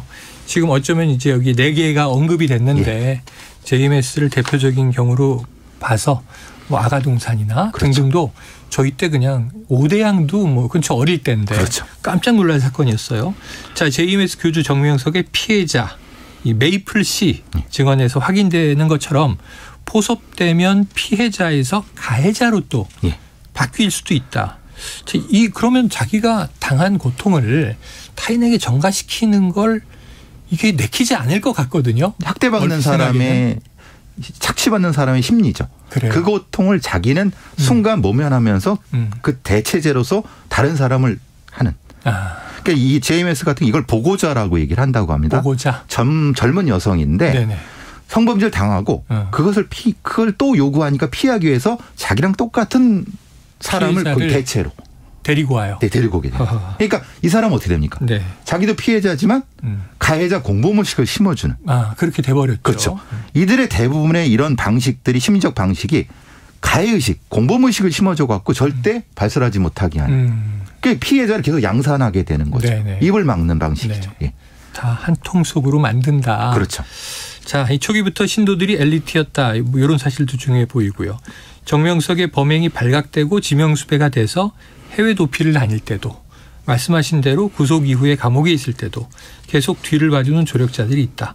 자, 감옥에서 특혜를 누렸다. 이렇게 이제 보는 건데 뭐 어느 정도였던 거예요? 아까 휴대폰을 썼다고요? 개인 전화도 썼다고 하고요. 그걸 받는 사람이 교도소 앞에 그 고층 건물에서 받아갖고 전달해 주기도 하고 그리고 이제 여러 가지 정보들이 들어왔고 김동현 교수님 말씀은 이제 현직 그 당시에 검사도 있고 뭐 국정원 직원도 있다라고 하는 것이 조력자가 있었다고 하는 거. 왜냐 본인들이 이제 이렇게 그 정명석을 추적하는 과정에서 그 모든 정보들이 출입국 정보들이 미리 알고 있었다. 미리 알고 대기하고 있었다. 이게 가능한 거냐. 그러니까 정부 요소에 그런 어떤 기득권자들이 정명석을 비호하지 않고서야 이게 가능하냐. 라고 하는 의심이 든다고 하는 거죠. 그냥 엘리트가 아니라 뭐 공권력까지도 움직이는 우리가 흔히 얘기하는 정관계에 상당히 좀 성공한 고위직. 특히 법조계에 많고. 법조계에 많다. 특히 문화예술계에 많다고 합니다. 문화예술계에 아까 말씀드린 그런 형태가 되는 거죠. 그들이 혹시 장학생이 아니었겠느냐. 정명석에. 아니 그러면은 이들이 이렇게 젊을 때는 잠깐 빠질 수 있다고 쳐요. 이제 또 생활을 하고 가족을 꾸리고 자녀들도 있고 그렇다면 이런 범행에 지속적으로 오랫동안 가담한 이유는 뭐예요? 일종의 공범이죠. 왜냐하면 그로 인해서 권력을 얻게 되고 작은 권력을 그 지위에 갈 수 있게 도와주지 않았을까. 그게 자신이 성공하는데 큰 뒷받침이 됐다. 뒷받침이 됐고 그래서 그것은 자신은 신분을 숨기고 있는 상태에서 이것이 유지되는 하나의 공동체가. 그래서 보통 이런 조직들은 2중 3중 구조를 갖는다고 합니다. 코어 조직이 있고 외부 조직은 있는데 그걸 JMS라고 하지 않고 일반 교회처럼 가장한 네네네. 한 3중 조직 같은 게 있다고 합니다. 둘러싸고. 그 이너 서클로 들어가는 건 너무나 힘들겠군요. 힘들겠죠. 그렇죠. 그러니까 이제 취재나 잠입 힘들고. 자, 이 JMS 얘기를 들으면 사실은 뭐 이 범죄 드라마에서나 보는 것 같은 영화 속 이야기 같은 생각이 들어요. 이런 사이비 종교 범죄가 우리나라에서 어느 정도 되는지 파악은 됩니까? 한국 기독교 목회자 협의회에서 네. 지난 2일 날 발표한 바에 의하면 대체적으로 한 뭐 국내 개신교 신자가 545만인데 그중에서 한 34만에서 66만 그 사이. 네. 그를 추산할 수 있다. 한 60에 70만 정도 아닐까 최대. 더 보는 사람도 있습니다. 예. 규모는 그렇다. 자, 정명석은 10년 감옥에서 살고 나와서 똑같은 행위를 했다는 혐의를 받고 말씀하신 대로 지난해 구속돼서 현재 재판 중이다. 자, 홍콩 국적 여성 메이플 씨의 증언으로 드러난 사실. 현재 재판은 어느 정도 진행 중인 겁니까? 아주 우리나라에 손꼽히는 로펌의 변호사 14명이 네. 붙어갖고 재판을 계속 지연시키고 있다고 합니다. 그래요? 예. 그 흔히 하는 짓거리들을 하는 거죠. 왜냐? 구속 만기가 되면 나올 수 있게. 네네네. 그러니까 이게 법률가들이 할 짓이냐. 그러니까 그 법률, 물론 그 로펌도 자신의 뭐 그런 걸 변호하지만은 너무 이 반사회적인 사람을 이런 식으로 하면 되느냐. 이게 우리 사회가 이거는 좀 아니지 않느냐. 네. 재판이 계속 질질 늘어진다고 합니다. 자, 그럼 이거 근절하려면 어떻게 해야 되겠어요? 종교인 과세가 필요하죠. 네. 엄정한. 이들은 다 돈으로 움직이는. 네. 그럼 여태까지 우리나라가 종교인 과세를 제대로 한 적이 있습니까? 얘기가 나왔다가 미루고 그렇죠. 그랬죠. 그 검은 자금들이 어디에 있냐. 그걸 파악하면 적어도 반 이상은 줄지 않을까. 가면은 종교인데 그렇죠. 사실은 돈이다. 돈이죠. 돈으로 사실. 움직인다. 그렇죠. 사실 또 돈을 이제 벌려고 이런 또 거룩한 종교를 사칭하기도 하고. 그 예수님이 통곡하실 일입니다. 네, 알겠습니다. 야, 정말 황당하기도 하면서 무섭습니다. 자, 배상훈 프로파일러와 오늘 사건본부 함께했습니다. 오늘 말씀 고맙습니다. 감사합니다. 네, 수요일 준비한 최영일의 시사본부 여기까지 다 전해드렸습니다. 저는 내일 목요일 낮 12시 20분에 다시 찾아오도록 하겠습니다. 청취해 주신 여러분 감사드리고요. 참 오늘 그 JMS 얘기를 했으니까 JMS 측에서도 만약 반론이 있으면 저희가 이야기를 들어서 출연 여부 결정하도록 하겠습니다. 언제든지 연락 주시면 되겠습니다. 마치겠습니다.